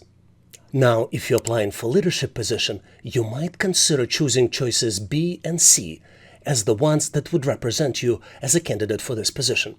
Leadership positions are positions like team lead, project manager, director, vice president, department manager, sales manager, marketing manager, operations managers, human resources manager, and a lot of others. Let's look at both choices B and C individually to see why selecting them might be beneficial when applying for leadership positions. Choice B, I easily communicate with people. This statement highlights strong interpersonal communication skills, which are essential for a leadership position. Effective communication is crucial for building relationships, conveying information, and motivating and influencing others. Strong communication skills can contribute for successful leadership and collaboration within the team. Choice C, I like to take responsibility for my team, highlights the desire to take ownership and accountability for the success in the team. In a leadership position, the ability to assume responsibility, provide guidance, and support team members is crucial. It indicates a willingness to lead by example, make decisions, and make necessary actions to drive team performance and achieve goals. One important point to understand is that I'm not asking you to provide an incorrect answers. I'm asking you to decide how your past experiences can be helpful to the role you're applying for. There is a valid you selected to apply for this particular position, and the reason is because you believe your qualifications are aligned with position description. So what you need to do here, answering this question, you need to align the answers with the job requirements. My 3 recommendations for you on how to answer these types of questions is provide authenticity, provide self-reflection, and provide supporting examples. Let's look at each one individually to help you decide how to answer this particular question. Let's look at number 1, authenticity. You need to provide honest and genuine responses that accurately reflect your personality traits and tendencies. It is essential to be true to yourself and true to your employer rather than trying to present what you think the employer might be looking for. Number 2 is self-reflection. Take a moment to reflect on your own characteristics and behaviors. Consider your strengths, weaknesses, preferences, and areas where you excel or struggle. And number 3, think of the supporting examples. Justify your choices by providing specific examples or instances from your past experience. This helps add credibility to your responses and allows the employer to understand your reasons and thought process. Next, I'm going to share with you my answer if you're applying for the leadership position. And I'm also going to ask you to provide your answer for the individual contributor role. For example, if you're applying for leadership position, I recommend that you choose choice C and choice A. Choice C, I like to take responsibility for my team, would represent the answer that best describes you. Your actual justification for this choice may sound like this. As a leader, I thrive on guiding and supporting my team towards success. I believe that fostering a collaborative and empowering work environment where individuals can grow and excel. Taking responsibility for my team means ensuring their development, providing guidance when needed, and creating a cohesive and motivated group that can achieve outstanding results. The statement that describes you the least might be choice A, and choice A states, I should have all the information needed before making the decision. The justification for the answer might be, while I value the thoughtfulness and informed decision-making, as a leader, I understand that time-sensitive situations may require making decisions with limited information. I am comfortable relying on my experience, intuition, and the input of trusted team members to make timely decisions while considering the available information. I'm also open to adjusting decisions as more information becomes available to ensure the best possible outcomes. Now, what do you think the answer should be for the individual contributor role? Please make sure to post your answer, recommendation, and justification in comments of this video so we can all learn. I love this question because it tests candidates' ability to prioritize as well as candidates' leadership skills. You're presented with the question where you need to select 2 statements. One statement that best describes you and another that describes you the least. The 4 possible answers to this question would be A, I can organize my work schedule by myself. Choice B, I work even better when everything goes wrong. Choice C, I think small details are important. And last but not least, choice D, I like to be best player on my team. Take a close look to see if you can come up with 2 answers. On my end, I am moving forward to share with you my version of the answer. And obviously, if you have a better way to solve it, please make sure to post in comments. Let's first look at the important considerations on how you can select the right answer. There are 3 important considerations here, and they all fall into one category, job relevance. You need to consider the requirements and responsibilities of the role you're applying for. Number 2, you need to think about how each statement relates to the demands of the position.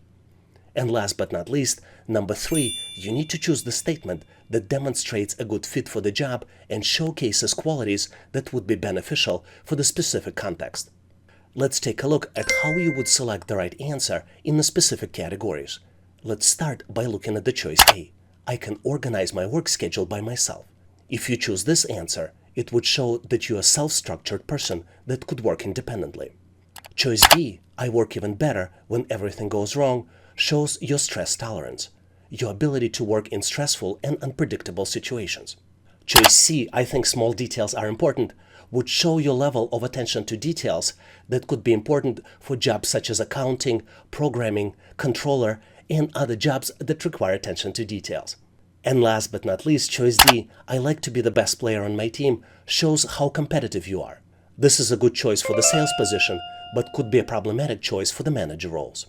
Let's look at the examples of the choices that best describe me. One of the choices that you might select would be choice A. I can organize my work schedule by myself. I'm a very disciplined person. I can independently prioritize different tasks, and I can take responsibility of the results of my job. I prefer to organize my work schedule by myself without over-attention from managers. I can be much more productive by working in this way. This is why I selected the choice A. I can organize my work schedule by myself. Now let's look at the choice that least describes you and considerations you might consider providing. For that statement, I selected choice D. I like to be the best player on my team. Of course, I want to show off my skills and I want results be fairly evaluated. But I understand the importance of teamwork for good results. And in this way, I can do a back office job when it's necessary. I will put overall results of my team in the first place, even if it temporarily slows down my own results and my progress. Do you have any other suggestions on how you can answer this type of questions? Please make sure to post them in comments so we can all learn. In this section, we will look at the sample questions for verbal reasoning test for employment, which typically represents an assessment used by employers to measure candidates' ability to comprehend and analyze written information. The questions typically involve reading passages, answering questions based on the information presented, as well as identifying relationships between words and understanding the vocabulary. Let's look at some sample questions that you typically see on the test to make sure you get ready. Here's the question you will definitely enjoy solving. You're presented with 8 letters, and you need to determine the next letter in the sequence. The letters you see are D, J, F, M, A, M, J, J, and then comes the missing letter, which you need to select out of 4 possible choices. Choice A, J, choice B, A, choice C, F, and choice D, M. Take a close look to see if you can come up with the solution. I'm going to give you a quick hint. Try to solve the pattern by thinking about Christmas, and then New Year, and then think what comes next. I hope this hint was helpful because I'm moving forward to share with you my version of the answer. And obviously, if you have a better way to solve it, please make sure to post in comments. As you might have guessed, the sequence represents the first letters of each month, starting from December. This is why I started with Christmas. Then comes January. This is why I mentioned New Year. Then February, March, April, May, June, July, and as you might have guessed, the next month would be August, which starts with A. So the correct answer here is choice B, A. I truly hope that you came up with the correct version of the answer on your own, and if you didn't, learn how to answer similar problems on the test. Admit it or not, but deciphering this question is like teaching a penguin to fly. A real flap, but once you soar through, it's a flight of an accomplishment. I wonder if these questions are secretly evaluating our ability to navigate unconventional situations. You're presented with the circle, which contains letters inside. 3 letters are missing. You need to build English business word by selecting 3 possible letters. For choice A, the letters are A, Y, and Y. For choice B, the letters are A, E, Y. For choice C, the letters are E, T, O. And for choice D, the letters are A, and Y. Feeling challenged? It's okay, you are not alone. I feel the same way. Whether you're a seasoned solver or casual questions explorer, I have faith in your problem-solving abilities. Give it the time it deserves, think outside the box, and watch the pieces fall into place. I have full confidence that you've got what it takes.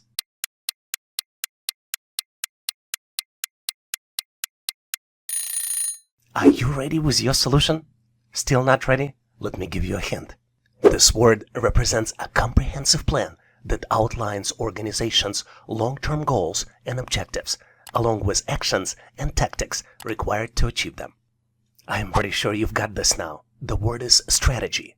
Strategy involves making decisions how to allocate resources, such as people, capital, and time, to gain a competitive advantage in the market. So the missing letters are A, E, and Y, and the correct choice here is B. With this question, it's pretty clear that explaining data analytics to your grandma is like decoding a complex algorithm with a punchline. The interpretation might be fuzzy, but the laughter is always in the regression.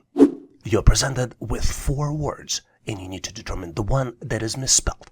The words are choice A, concatenation, choice B, normalization, choice C, aggregation, and last but not least, choice D, duplication. Feel that you stumbled upon a tough task? Well, it's not one of those your grandma questions. I can tell you this, it's a serious data analytics business, but you are not alone in this journey. Whether you're a problem-solving veteran or newcomer, I believe in your capabilities. Take a moment to reflect, tap into your creativity, and let's tackle this challenge together. Your answer is just waiting to be discovered.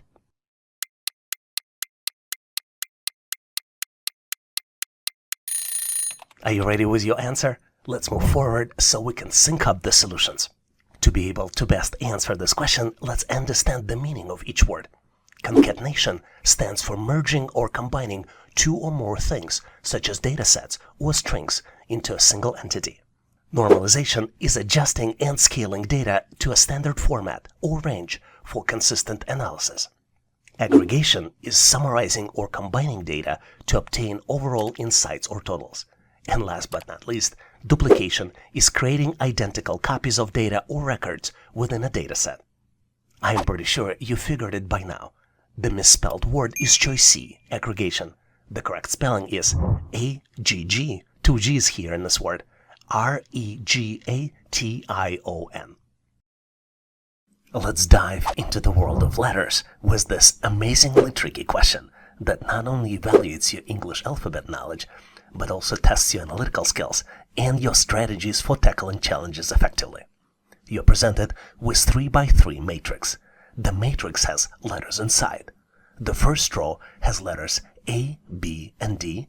The second row has letters B, D, and F. And then the third row has letters D, F, and then comes the missing letter, which you need to select out of 4 possible choices. Choice A, H. Choice B, D. Choice C, F. And last but not least, choice D, K. Take a close look to see if you can come up with the answer. I mentioned that this question is a little tricky, so let me give you a hint. Take a close look and consider why would some boxes, some squares in the matrix would be in gray and some would be in white. Was it helpful? I hope it was. I've unlocked my answer and I'm excited to unveil some hints for you to share the answer. Let's explore the solution together. And obviously, if you've came up with the different and more creative alternative solution or tips how to solve these types of challenges effectively, make sure to post them in comments. To answer this question correctly, let's look at our matrix from a little different dimension. Each letter here corresponds to a specific place in the alphabet, which can be represented by the number. For example, letter A equals 1, letter B 2, C 3, and etc. If we follow this logic, we can replace all letters in all 3 rows with the numbers. So for the first row, the numbers will be 1, 2, and 4. For the second row, the numbers would be 2, 4, and 6. And for the third row, the numbers will be 4 and 6, and then would be the missing number. The next step is to determine what's happening with the numbers and how to calculate the missing number. Remember I gave you a hint? Hope you figured it out, because numbers in the white squares here are the result of addition of numbers in the gray squares. Let's look at the example. For example, 2 plus 2 equals 4. 4 plus 2 equals 6. This is how the numbers in the white squares of the second row are calculated. 2 plus 4 equals 6. This is the result of the calculation in the third row, which would mean that the missing number on the intersection of 4 and 4 will be calculated as addition of 4 plus 4, which would be equal to 8. So the correct answer here is choice A, H, because H is the letter that corresponds to the number 8. Here's an amazing question to test your verbal reasoning and analytical skills. You need to arrange the words into a coherent sentence and determine the last word in this sentence. The words are A. Coverage, B. Protects, C. Against, D. Financial, E. Losses, F. Business, G. Risks. Take a close look, see if you can build this sentence and determine the last word in this sentence. Did you figure it out? I am moving forward to share with you my version of the answer, and obviously if you have a better way to solve it, please make sure to post in comments.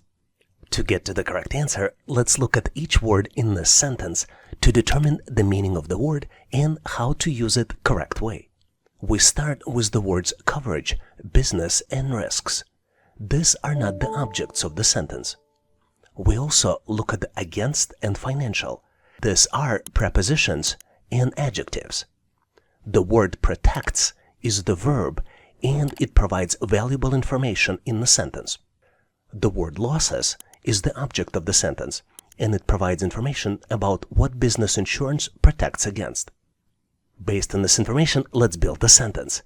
Business insurance protects against financial losses. Based on this, we can determine that the last word in the sentence is losses. And this is the object of the sentence, and it also provides a specific type of protection. So I believe the correct answer here is choice E, losses. Did you get to the same answer? If not, please make sure to post your answer and solution in comments. Here's an amazing question which tests your logical reasoning and verbal reasoning skills. You're presented with 3 verbal statements, and you need to determine if the final statement is true. The first statement is, most small businesses are family-owned. The second statement is, most family-owned businesses are profitable. And the last statement, most small businesses are profitable. Is this statement true? You need to select out of 3 possible choices. Choice A, yes. Choice B, no. And last but not least, choice C is uncertain. Take a close look to see if you can come up with the solution. Are you ready? Because on my end, I'm moving forward to share with you my version of the answer. And obviously, if you have a better way to solve it, please make sure to post in comments. I believe the correct answer here is A, yes, which means that most small businesses are profitable, and this is the accurate statement. Which means that the statement, most small businesses are profitable, is true. Let me explain you why. If most small businesses are family-owned, and most family-owned businesses are profitable, then it stands to reason that most small businesses are also profitable. What's interesting to note about this question is that answer C, uncertain, might also be accurate, and some test systems might be configured to accept it as the accurate answer.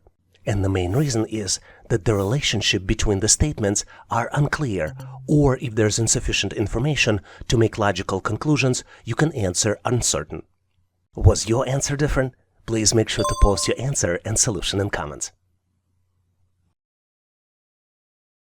I love this question because the answer represents such a powerful business concept. You're presented with 10 letters, and you need to build English business word by using each letter only once. The letters are N, I-N, A-V-O, and I-T-O.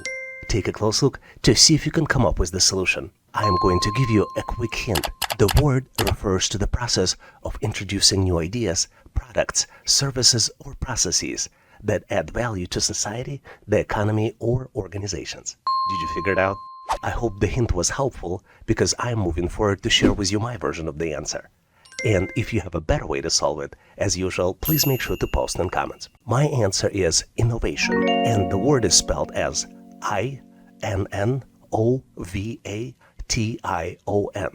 What's interesting is that innovation involves combining creativity, technology, and practicality to develop new solutions that meet people's needs and address emerging challenges. Innovation is also crucial for the growth and development of the businesses, economies, and societies, and it drives competitiveness, productivity, and progress. Let's look at the examples of the most recent consumer innovations. Number 1 is streaming services. The popularity of streaming services such as Netflix, Hulu, and Disney Plus disrupted the traditional TV industry by offering on-demand access to the vast library of movies and TV shows. The fact that I can broadcast my videos and share them with you directly is also part of streaming services innovation. The next one on my list is electric cars. The development of electric cars by companies such as Tesla, Nissan, and Chevrolet has provided consumers with a more sustainable and energy-efficient alternative to traditional gasoline-powered vehicles. Another example of recent innovation is wearable technology. The emergence of wearable technologies such as smartwatches, fitness trackers, and virtual reality headsets had powered people to track their health and fitness, stay connected, and experience immersive digital content. We also recently enjoyed innovation of online marketplaces. Companies such as Amazon, eBay, and Etsy revolutionized the way people shop by providing them with vast selection of products, competitive prices, and fast delivery options. And last but not least on my list is the smart home technology.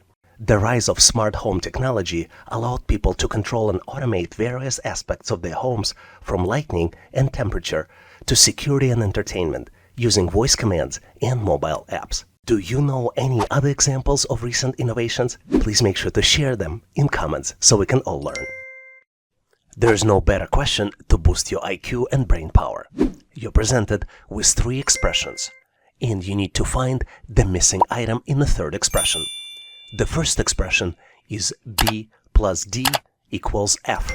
The second expression is Z minus W equals C. And the third expression is D multiplied by E equals missing item. And you need to find and select the missing item out of 4 possible choices. Choice A, T. Choice B, S. Choice C, U. And last but not least, choice D, I. Take a close look to see if you can come up with the missing item. I'm going to give you a quick hint here. To solve this challenge, you need to know English alphabet. But it's one of the simplest alphabets available with only 26 letters. Are you ready? Let's move forward, so I'll share with you my version of the answer. And obviously, if you have a better way to solve it, please make sure to post in comments. To solve this challenge, you really need to have a good understanding of English alphabet. And not just the alphabet, but also analytically understand that you can assign a number for each letter of the alphabet. I already mentioned that there are 26 letters in English alphabet, and this is probably one of the first things you study when you study English. So the letters would be A, B, C, D, and so on. And you can go forward, and for each letter, you can assign the number. For example, letter A will get associated with number 1. Letter B will be associated with number 2. C with 3, D with 4, E with 5, and you can continue up to the letter Z, which would be associated with number 26. With this cross-reference, let's see if we can get a better conversion between letters and numbers. For example, expression B plus D equals F, in reality, after conversion, would be 2 plus 4 equals 6, which makes mathematical sense. Let's look at the second one.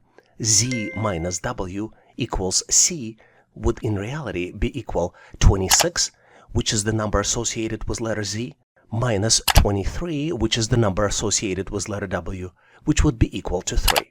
So the last expression, D multiplied by E, in reality would be equal 4 multiplied by 5, and would be equal to 20, which is associated with the letter T. So the correct answer here is choice A, T. Did you get to the same answer? If not, please make sure to post your answer and rationale in comments. Here's an amazing question to test your English business vocabulary. You need to build English business word using all the letters presented on the screen, and you only need to use each letter once. The letters are G-O-I, S-L-T, I-C-S. Take a close look to see if you can come up with the answer. Because I want you to succeed so much, I'm going to give you a quick hint. The word represents the process of planning, implementing, and controlling the movements of storage of goods or materials from the point of origin to the point of consumption. Did you figure it out? I'm going to move forward and share with you my version of the answer. But if you have a better way or alternative way to solve it, please make sure to post in comments. The answer is logistics. The word is spelled as Logistics.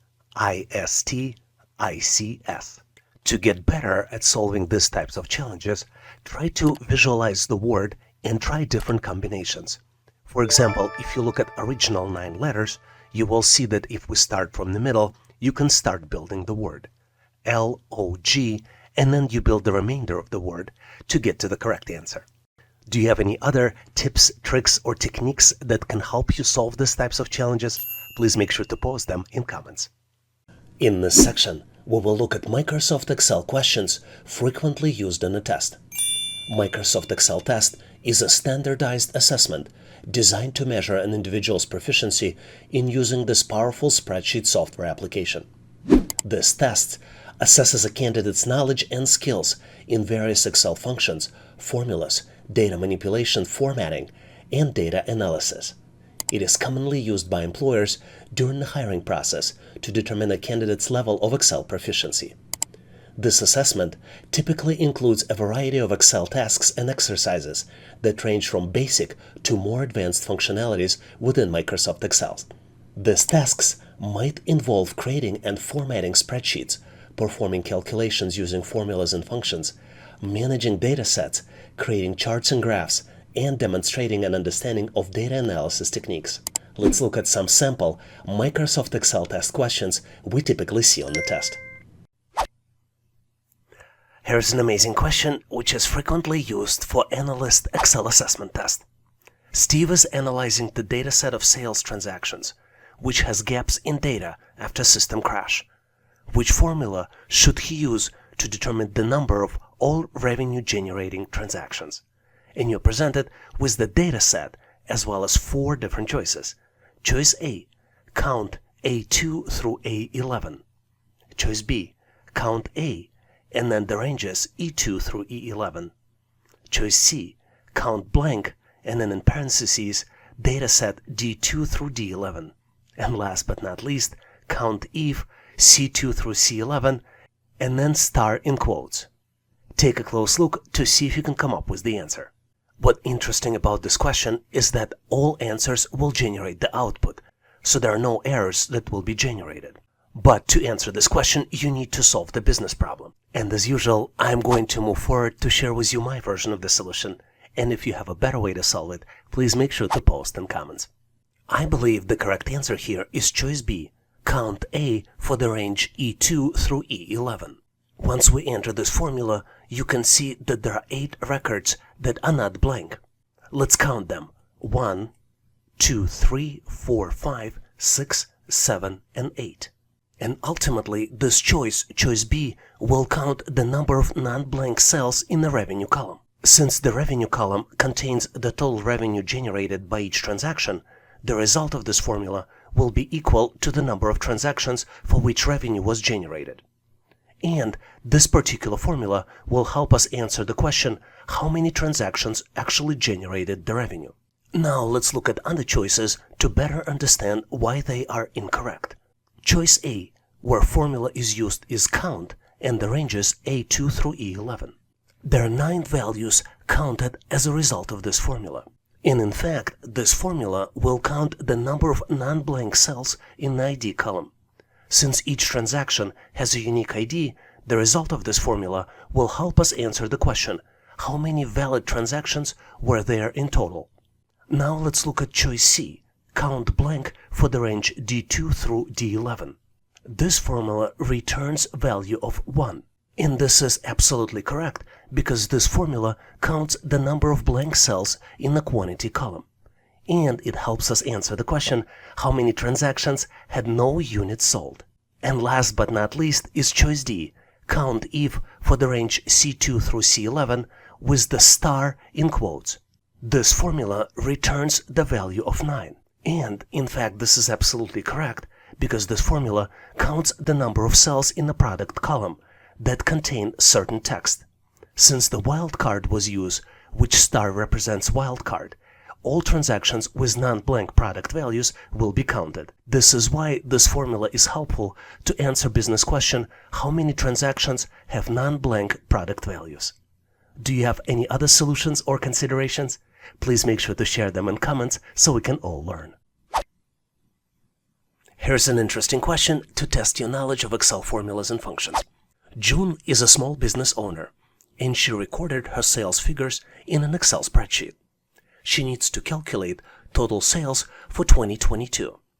Which of the following formulas will calculate the total sales correctly?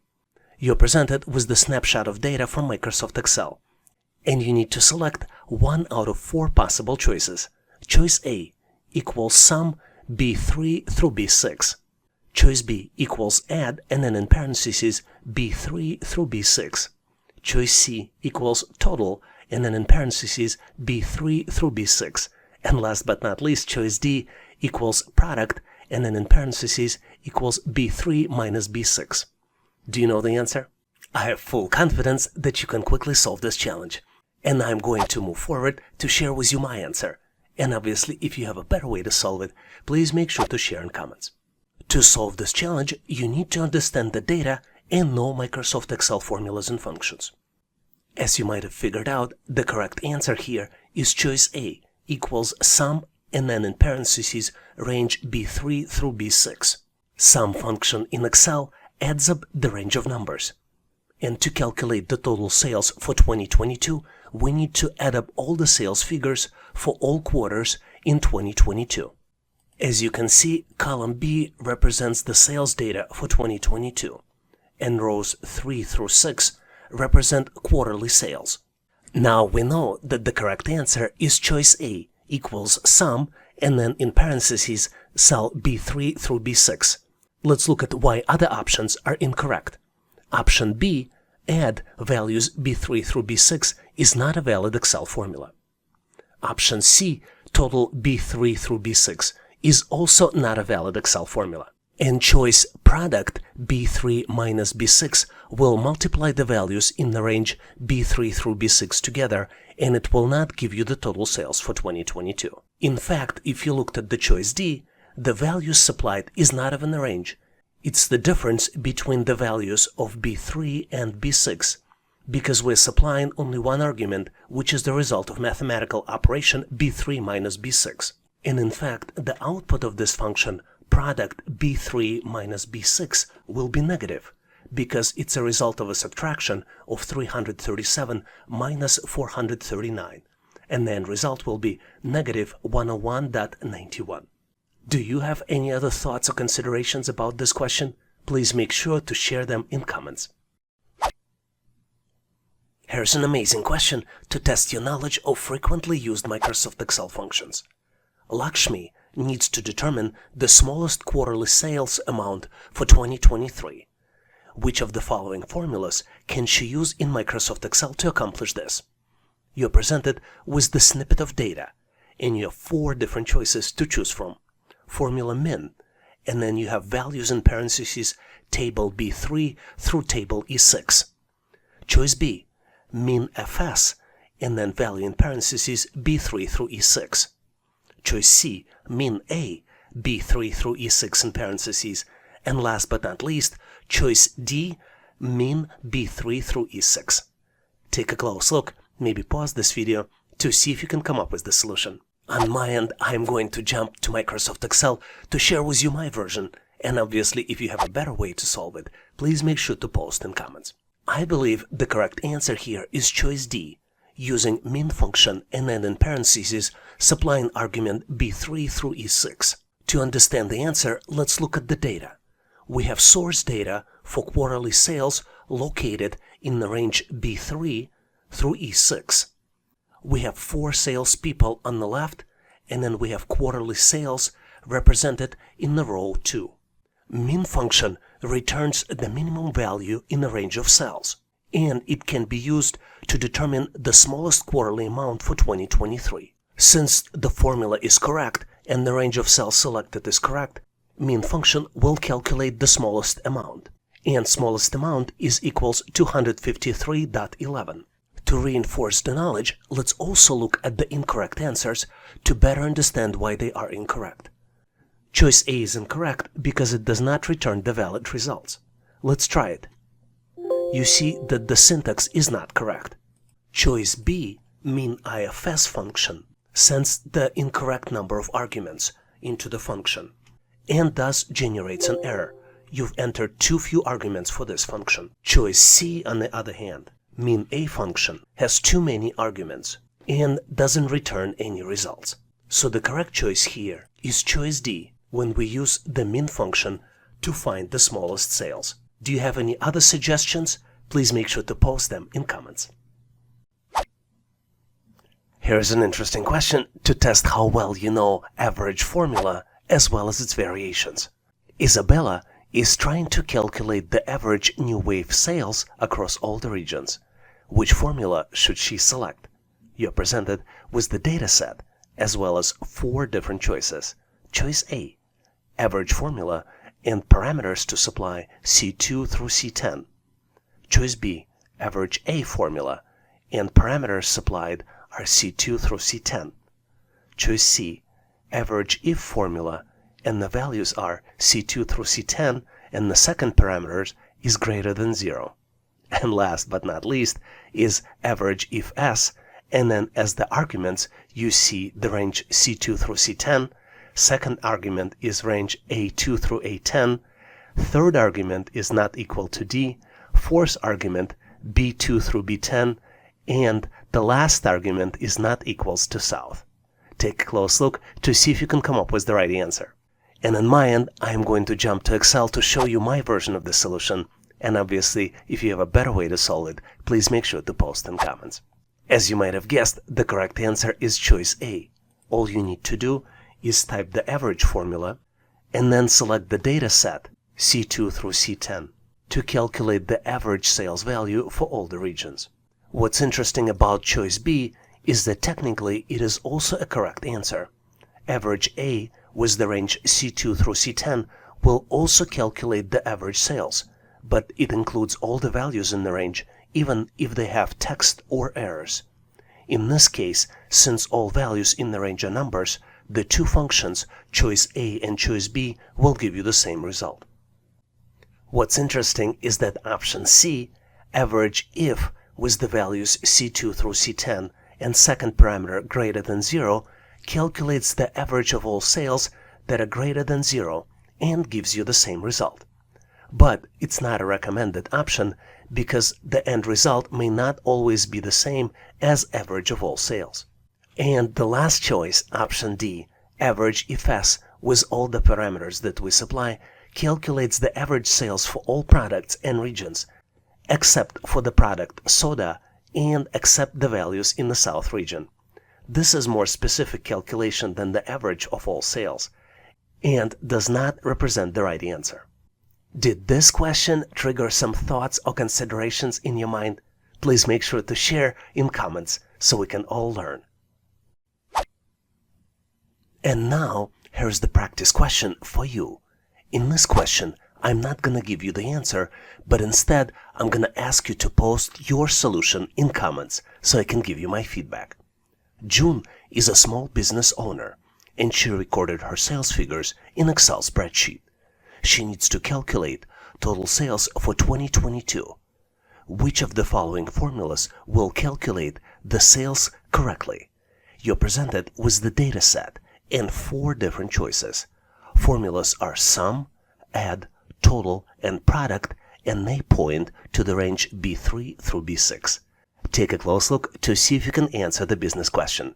And once ready, make sure to post your answer in comments so I can give you my feedback. Thanks for participating and good luck.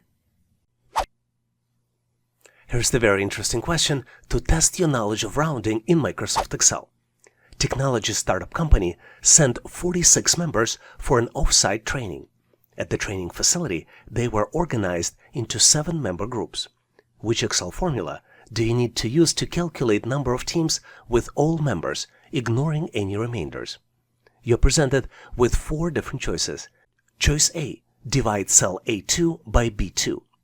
Choice B, you use round down formula and supply A2 divided by B2 as a first argument, and as a second argument you supply 0. Choice C, you use round formula and then supply A2 divided by B2, and second argument you supply as 0. And last but not least, you use round up formula, and then in parentheses you supply division of A2 by B2 and second argument as 0. Take a close look to see if you can come up with the answer. Because on my end, I am moving forward to share with you my version of the solution. And obviously, if you have a better way to solve it, or have any other feedback or suggestions, please make sure to post in comments. I believe the correct answer here is choice B, round down. And the reason is because to solve this challenge, we need to use Excel formula which rounds the number down to the nearest integer. To simulate this scenario in Microsoft Excel, let's use round down formula. And you can see that it rounds a number down towards 0. And then let's apply arguments A2 divided by B2. And the second argument, which indicates how many digits we're rounding down to, would be 0. And then you see that the number of full-size teams is 6. If you don't trust Excel like I do, let's confirm the calculations by dividing the cell A2 by B2 without using any formulas, and you see that the number here that was calculated is 6.5714, and the full number is 6, which meets our criteria for original question. Do you have a better solution? Please make sure your version and rationale in comments. In this section, we will look at the logical reasoning questions that are used to evaluate candidates' ability to reason and draw logical conclusions from the information given. The questions on this type of test typically involve sequences of shapes and numbers, analogies, and deductive reasoning questions. Let's look at some sample logical reasoning assessment test questions to get you prepared. Here's a puzzling question for you, but I have full confidence that you can solve it quickly. You're presented with 4x4 matrix, and the numbers are, starting in the upper left corner, 9, 8, 3, 4. The second row numbers are 2, 9, 2, and then comes the missing number. The third row starts with 4, 6, 2, 0. And last but not least row is 7, 6, 2, and 6. You need to calculate the missing number. And you have 4 different choices to select from. Choice A, 2. Choice B, 5. Choice C, 6. And last but not least, choice D, 7. Take a close look to see if you can come up with the solution. Did you get to the right answer? I hope you did, because I'm moving forward to share with you my version of the solution. And obviously, if you have a better way to solve it, please make sure to post in comments. You're probably tired of hearing this on this channel, but to solve these types of challenges, you need to detect the pattern. And the pattern here is that the last 2 digits are equal to the sum of the first 2 digits multiplied by 2. Let's look at the example.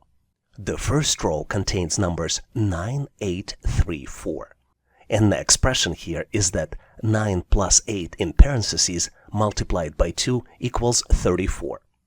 Based on this logic, the third number would be 4 plus 6 in parentheses multiplied by 2, which would be equal to 20, which represents the set of numbers 4, 6, and then 20. And then the last row would be 7 plus 6 in parentheses multiplied by 2, which would be 13 multiplied by 2, which would be equal to 26. So the missing number would be calculated as 2 plus 9 multiplied by 2 equals 22. So the correct answer here is choice A, 2. Did you get to the same answer? If you didn't, or maybe you got to a different answer, please make sure to post your version in comments. Here's a tricky problem which some might find challenging, but you, being a subscriber to this channel, will solve very easily. You're presented with 3 expressions. Each expression is of a different color.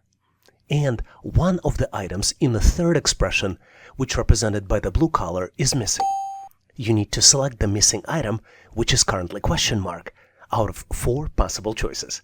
Choices A, B, C, and D. Take a close look to see if you can come up with the answer. Consider pausing this video to see if you need more time to find the solution. On my end, I'm moving forward to share with you my version of the answer. And obviously, if you have a better way to solve it, please make sure to post in comments. To solve any challenge, the key is to find the pattern. And this question is no exception.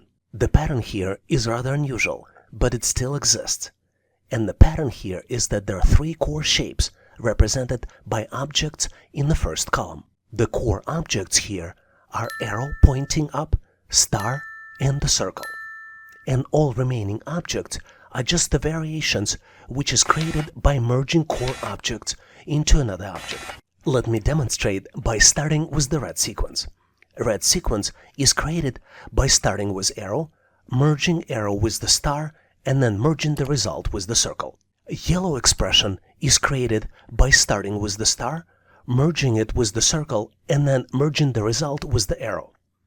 And last but not least, blue sequence starts with the circle, completes the merger with the star, and then missing item can be created by doing another merger with the arrow.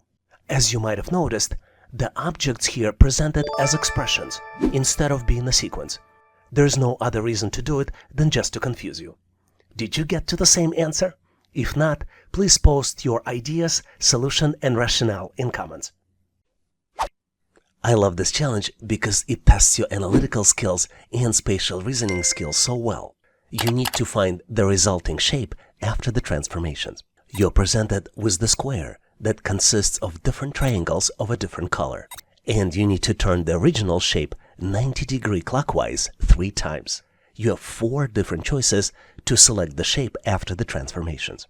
Choice A, B, C, and D. Take a close look to see if you can calculate the final solution.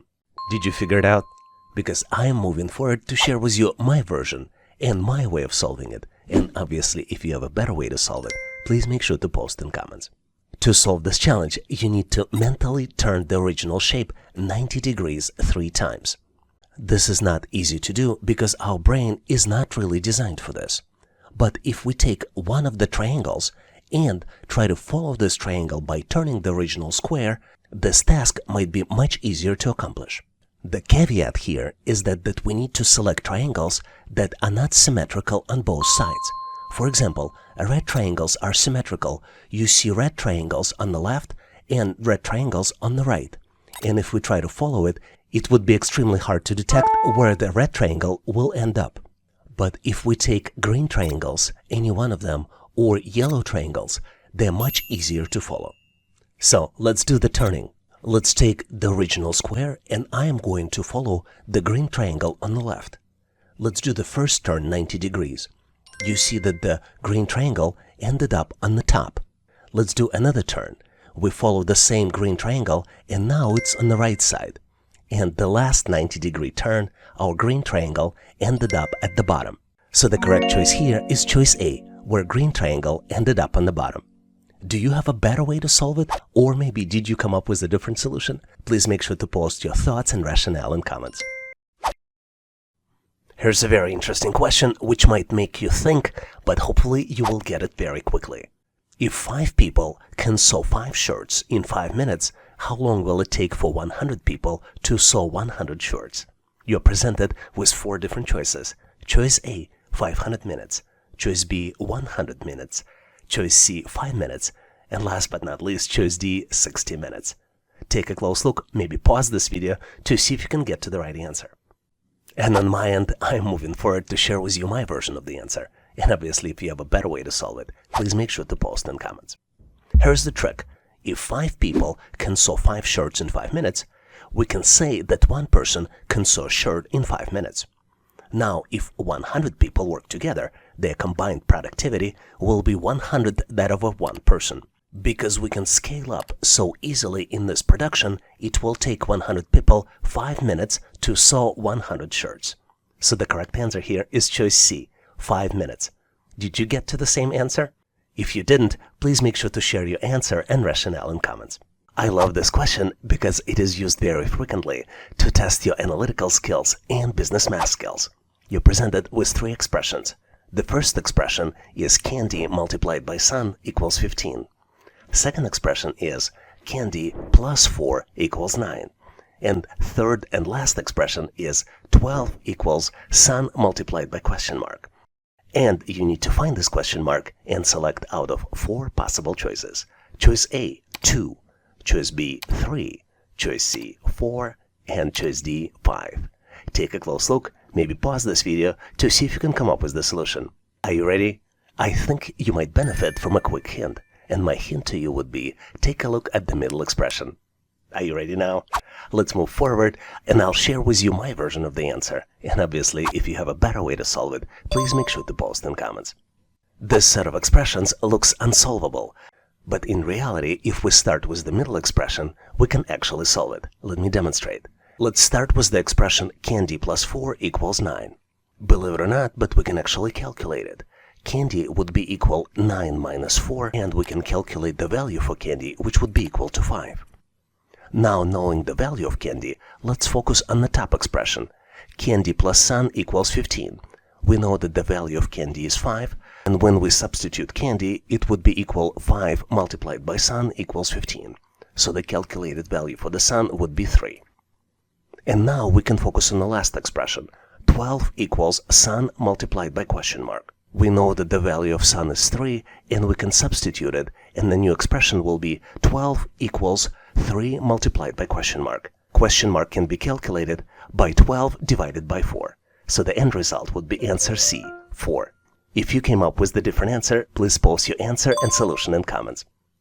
I enjoy solving pattern questions because they're so easy to understand, but sometimes not so easy to solve. We're presented with the sequence of numbers, and we need to find the missing number, which is the next in the sequence. The numbers are 25, 20, 16, 13, 11, and then comes the missing number. You need to calculate the missing number out of 4 possible choices. Choices A, B, C, and D. Choice A is 8, choice B is 10, choice C is 7, and choice D is 9. Take a close look to see if you can do the calculations and come up with the solution for the missing number. Looks confusing, isn't it? But believe me, there's a hope at the end of the tunnel. And I am moving forward to share with you my version of the answer. And obviously, if you have a better way to solve it, please make sure to post in comments. Here we have a concept of decrement. And the pattern is that the next number is calculated as previous number minus decrement. And decrement increases by 1 with each number in the sequence. Let's take a close look. Our first number in the sequence is 25, and our first initial decrement is minus 5. 25 minus 5 equals 20, and this is how we come to the second number. Then we decrease decrement by 1, and the decrement becomes minus 4. 20 minus 4 equals 16. 16 minus 3 equals 13. 13 minus 2 equals 11, and 11 minus 1 equals 10. So the correct answer here is choice B, 10. Was your answer different? Please make sure to post your answer and solution in comments then, so we can all learn. This is one of my favorite questions just because it's so unusual, but the answer here is very simple. You're presented with the set of 8 circles. 6 of these circles are visible, and you need to select 2 missing ones. You have 4 different choices to find the missing circles. Choices A, B, C, and D. Take a close look to see if you can come up with the solution. Ready or not, I am moving forward to share with you my version of the answer. And obviously, if you have a better way to solve it, please make sure to post in comments. To answer this question, we need to detect the pattern. And the pattern here is very simple. Each circle is broken down into sections, with darker sections and lighter sections. And if you look closely, you will see that all circles are grouped in pairs. And the pattern is hidden in the sequence for circle pairs, with each subsequent pair being similar to the previous one. Let's take a close look. To better understand the pattern, let's give each circle a unique number. If we start with the top row of circles, the numbers would be 1, 2, 3, 4, and the bottom row circles will have numbers 5, 6, 7, and 8, with 7 and 8 being our missing pair. If you look closely at the circle 1, you will see that there is a dark section at the 2 o'clock. And circle 2 has 2 dark sections, one at noon and another one is at 2 o'clock. Similar pattern you see in circles 3 and 4, and then circles 5 and 6 also mimic the same pattern. Looking at possible answers, you see the choices A, B, C do not meet this pattern, and the only right answer that fits the pattern is choice D. Hopefully you've got to the same conclusion, and if you didn't, please make sure to post your answer and solution in comments. Here's the very interesting drum problem, which I have full confidence that you will solve very quickly. You're presented with 3 drums, and the next drum in the sequence is missing. You need to select the next drum out of 4 possible choices. Choices A, B, C, and D. Take a close look to see if you can come up with the answer. Did you figure it out? You would be surprised how simple the answer is. And that's why I'm moving forward to share with you my version of the solution. And obviously, if you have a better way to solve it, please make sure to post in comments. To solve this challenge, we need to understand the pattern, and the pattern will help us get to the correct solution. Even though drums and drumsticks look similar, this is not the case. If you look closely, you will see that only drumsticks are the same, but drums are different because they have dotted designs on each drum. Let me assign a unique number to each drum in the sequence. We will reference these drums as 1, 2, 3, and then the missing drum we will reference as number 4. Let's look closely at drum number 1. On the top of the drum 1, dotted pattern consists only of the white dots, but as it continues, you see different colors. Let's follow these colors. We have white, yellow, blue, pink, purple, and green. If we go to drum number 2, you see that the dotted pattern shifts as it goes from left to right, and then this pattern restarts. For example, the last dot in the drum 1 is green, but then in drum 2, this green dot restarts the pattern. To get to the correct answer, we need to continue shifting the pattern and get to the correct pattern for drum number 4. And the correct pattern for drum number 4 will be pink, purple, green, white, yellow, and blue. And drum that matches this pattern will be choice C. Did you get to the correct solution? If not, please make sure to post your solution and rationale in comments. I love this question because it tests your spatial reasoning and analytical skills so well. You're presented with overlapping set of objects. We have in the picture pink square, red star, gray circle, yellow star, green circle, blue box, and pink diamond. In the middle of the picture, we have a gap where nothing is presented, and this gap is represented by the question mark. You need to fill the gap with one of 4 possible choices. Choices A, B, C, and D. Take a close look at the picture to see if you can fill the gap and find the missing object. I'm pretty sure you got it because I'm moving forward to share with you my version of the answer. And obviously, if you have a better way to solve it, please make sure to post in comments. The correct answer here is choice C. Let's confirm and verify it by moving this choice to fill the gap. To solve these types of challenges, you need to mentally build the object in your head by continuing to visualize in your head one of the existing objects in the picture. I used green circle. It is very obvious which choice would continue the green circle. But you can also use yellow star, blue square, or pink square. Do you know any other ways how to solve these problems? Please make sure to post your ideas on how to better solve them in comments. Here's the very interesting question, which is frequently used to test your analytical reasoning and spatial reasoning. You're presented with the set of objects, and you need to find the missing item. The set of objects consists of 3 rows. In the first row, you see the pigeon, arrow, and then the pigeon again. In the second row, you see the flower, arrow, and then the flower again. Then in the third row, you see the car, the arrow, and then comes the missing item. You need to select the missing item out of 4 possible choices. Choices A, B, C, and D. Take a close look to see if you can come up with the solution. If you can't figure it out, consider pausing this video to see if you can get to the answer. Are you ready? I am moving forward to share with you my version and my rationale for the answer. And obviously, if you have a better way to solve it, or if you have a better explanation, please make sure to post in comments. The actual answer to the question is very simple, but the question was designed to confuse you. The objects that you see on the left of the arrow and on the right of the arrow are reflections of each other. What's interesting here is that the objects are mirror images reflected either horizontally or vertically. You determine the axis of reflection based not on the direction of the arrow, but based on the direction which is rotated 90 degrees to the direction actually shown. Let's look at the actual example. Because the direction of the first arrow in the first row goes from top to bottom, the pigeon actually is reflected horizontally, not vertically. And to get to the correct answer, you need to rotate the pigeon 180 degrees.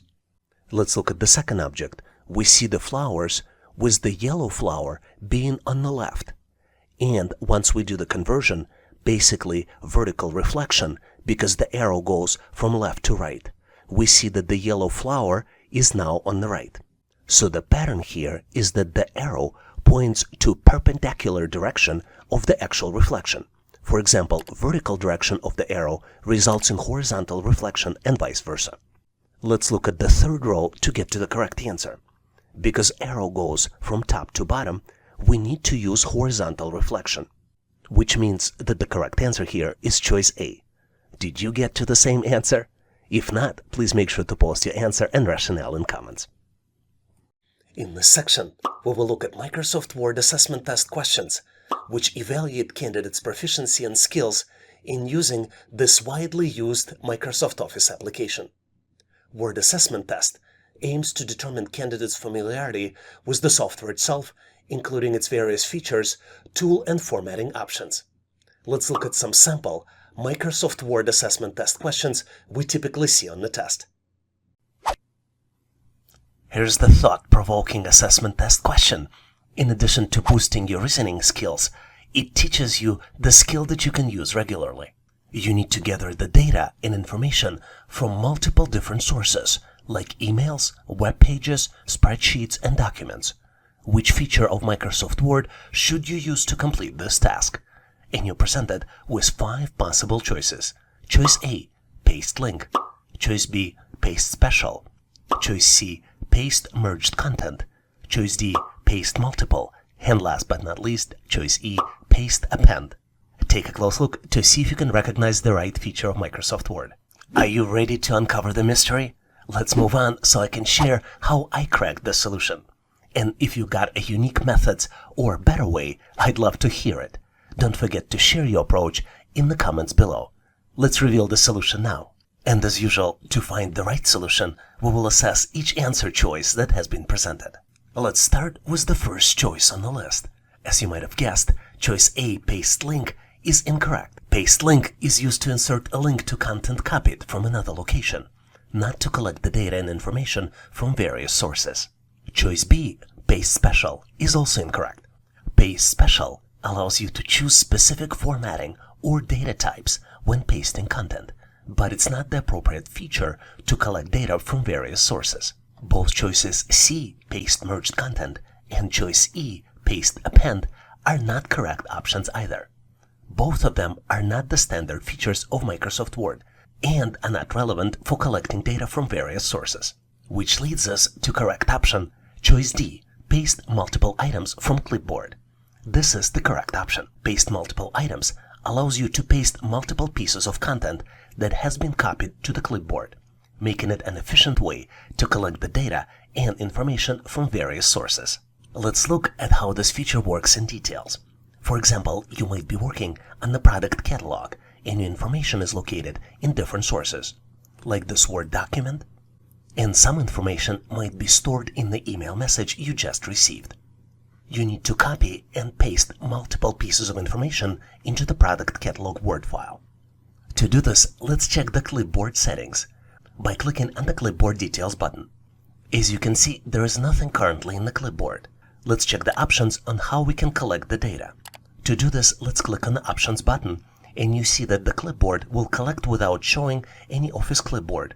You can also choose options Show Office Clipboard Automatically or Show Office Clipboard when Ctrl-C pressed twice. Let's copy the product description from the Word file. To do this, let's select the description and click Copy.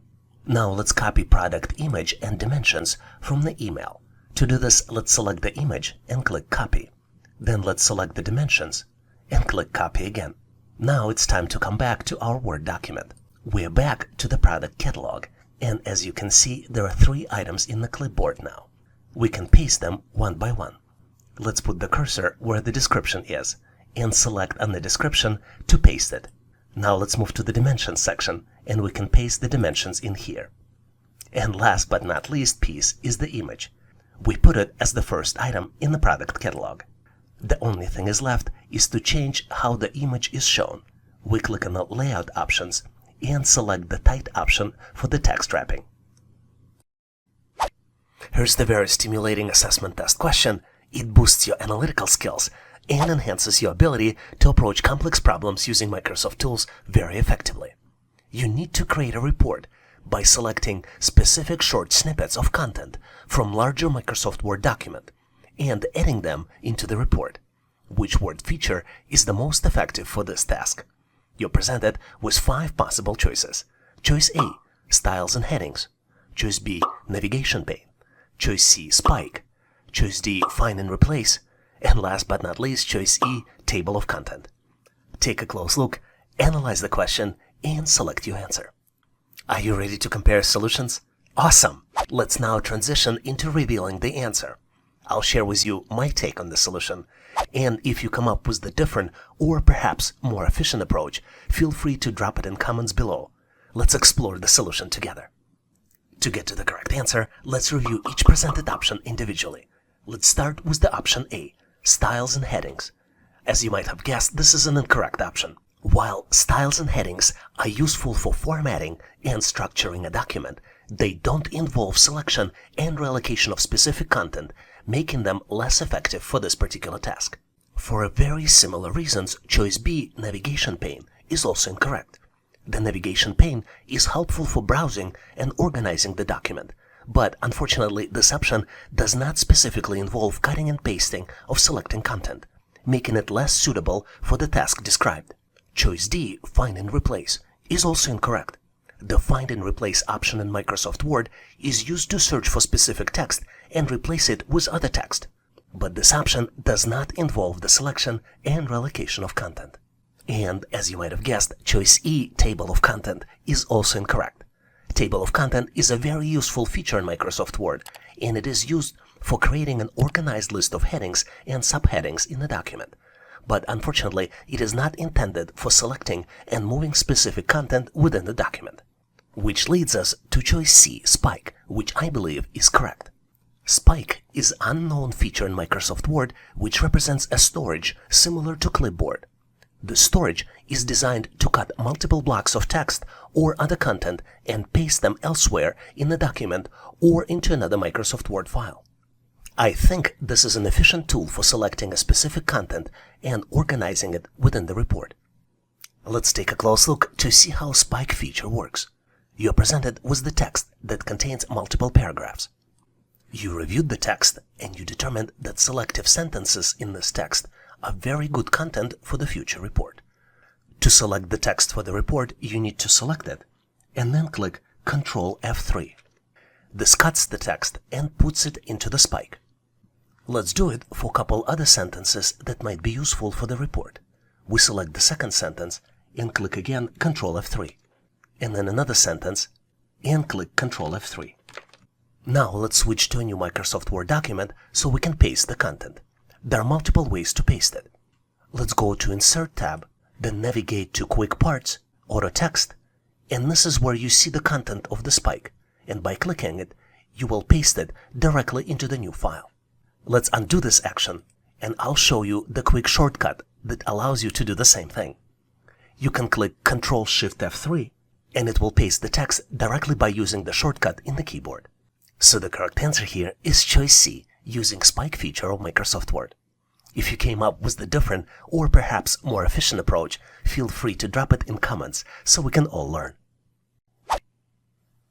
Let me share with you a tricky question we see on the test more and more often. To prepare a sample file for an employee training session, you need to generate unique text for each student in the class using Microsoft Word. What is the best way to do it? And you're presented with 5 different options. Choice A, use word formula. Choice B, copy and paste. Choice C, auto text and building blocks. Choice D, autocorrect. And last but not least, choice E, mail merge. Take a close look to see if you can come up with the solution. Tricky question, don't you think so? Well, I think I know what my answer is going to be, so I'm moving forward to share with you my version of the solution. And obviously, if you have a better way to solve it, please make sure to post in comments so we can all learn. To answer this question, let's analyze all the options to understand why they might be incorrect. Let's start by looking at option B, copy and paste. It is true that you can generate new text by copying content from another document or another source, for example, website or another Word document, and then pasting it into your Word document. You can use Ctrl-C to copy and Ctrl-V to paste. However, this option is not ideal for generating unique text for each student and may pose copyright issues. I think option C, auto text and building blocks, is also incorrect. Microsoft Word has a feature called auto text. It is also called building blocks in the new versions. And this feature allows you to store and insert frequently used text or context snippets with just a few clicks. While it can be convenient for inserting predefined text, it does not generate unique text for each student. Choice D, autocorrect, is also not a good choice. Autocorrect is the feature that corrects common misspellings and can be used to create shortcuts for longer phrases. But unfortunately, it does not generate unique text for each student. I think mail merge is also incorrect. Mail merge is useful for generating customized documents by merging data from spreadsheet or database into predefined templates. However, it's not suitable for generating unique text for each student for the training session. Which brings us to option A, use word formula. Microsoft Word has a formula called RAND, and if you type it and hit enter, by default it will generate 5 paragraphs of 3 sentences each. This cool feature is also called placeholder text. The generated text is localized for your language selection. What's interesting is that the text is localized for your language selection on your computer. To customize your text, you type RAND and enter number of paragraphs and number of sentences, and then hit enter.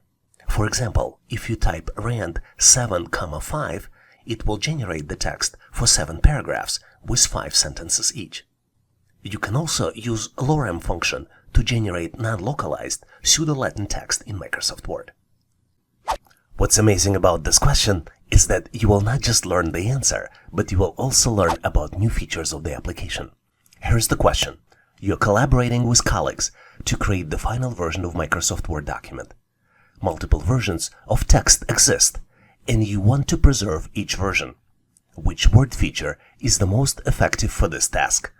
And you're presented with 5 possible choices. Choice A, File Properties. Choice B, Hide Text. Choice C, Document Comparison. Choice D, Comments. And last but not least, Choice E, Track Changes. Take a close look to see if you can answer this question. I think I know what my answer is going to be, so I'm moving forward to share with you my version of the solution. And obviously, if you have thoughts or different feedback or suggestions, please make sure to post them in comments. To get to the correct answer, let's analyze each option to determine if it is correct. Let's start by looking at choice A, File Properties. I think using the Properties features in Word, you can add version information, comments, or other metadata to the document's file properties. I think this is a helpful feature to manage different versions of the document, but it does not preserve the text itself. So I think this is an incorrect choice. Let's look at choice C, Document Comparison. I think this choice is also incorrect. Microsoft Word offers a built-in document comparison feature which allows you to compare 2 versions of the document and highlight differences between them.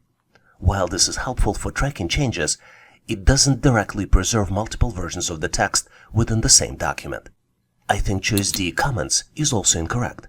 You can insert comments at specific points in the document to provide feedback or suggestions. Comments serve as annotations, but don't preserve distinct versions of the text itself. And I hope it doesn't come to you as a surprise that choice E, Track Changes, is also incorrect. This feature of Microsoft Word records edits made by collaborations and facilitates reviewing and accepting or rejecting changes. It does help with version control, but it does not inherently preserve multiple versions of the text for the future reference. This brings us to the answer of choice B, Hide Text. What's interesting, Microsoft Word allows you to hide the text, making it appear as if it isn't there while preserving it for the later use. This feature is very useful when you want to maintain different versions of content within the same document, and it also applies to images and embedded components.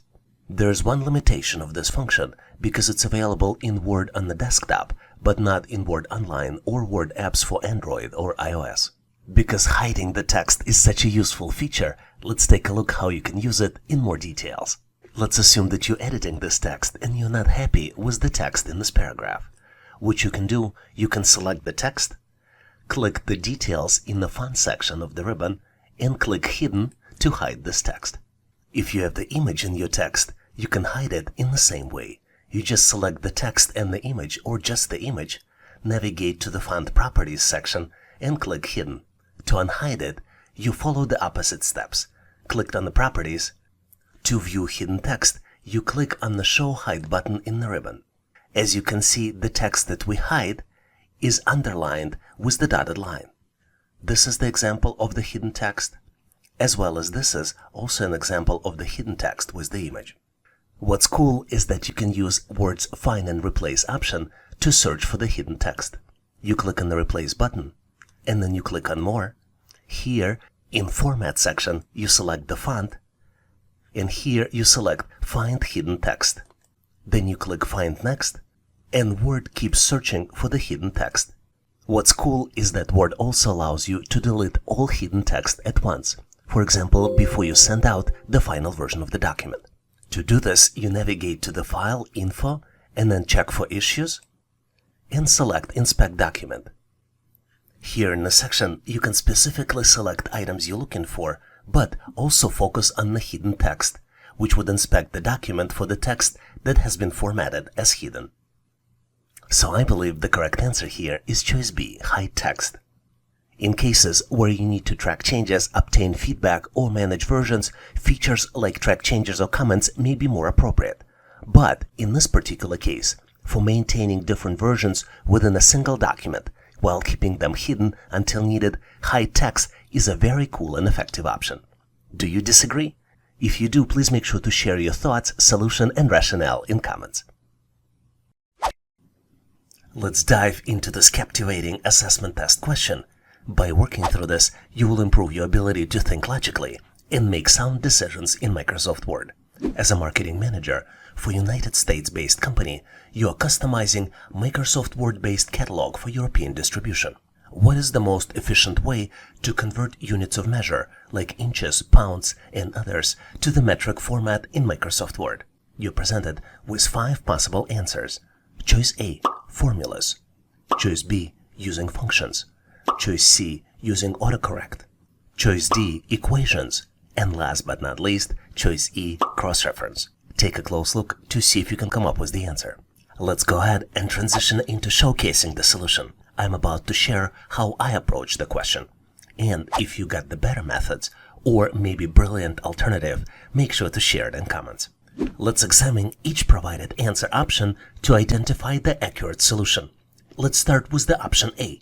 I think formulas are used for mathematical calculations, but they are not the most efficient way to convert units of measure to the metric format in Microsoft Word. In fact, formulas typically involve arithmetic operations and are not designed for unit conversion. Choice B, function, is also incorrect.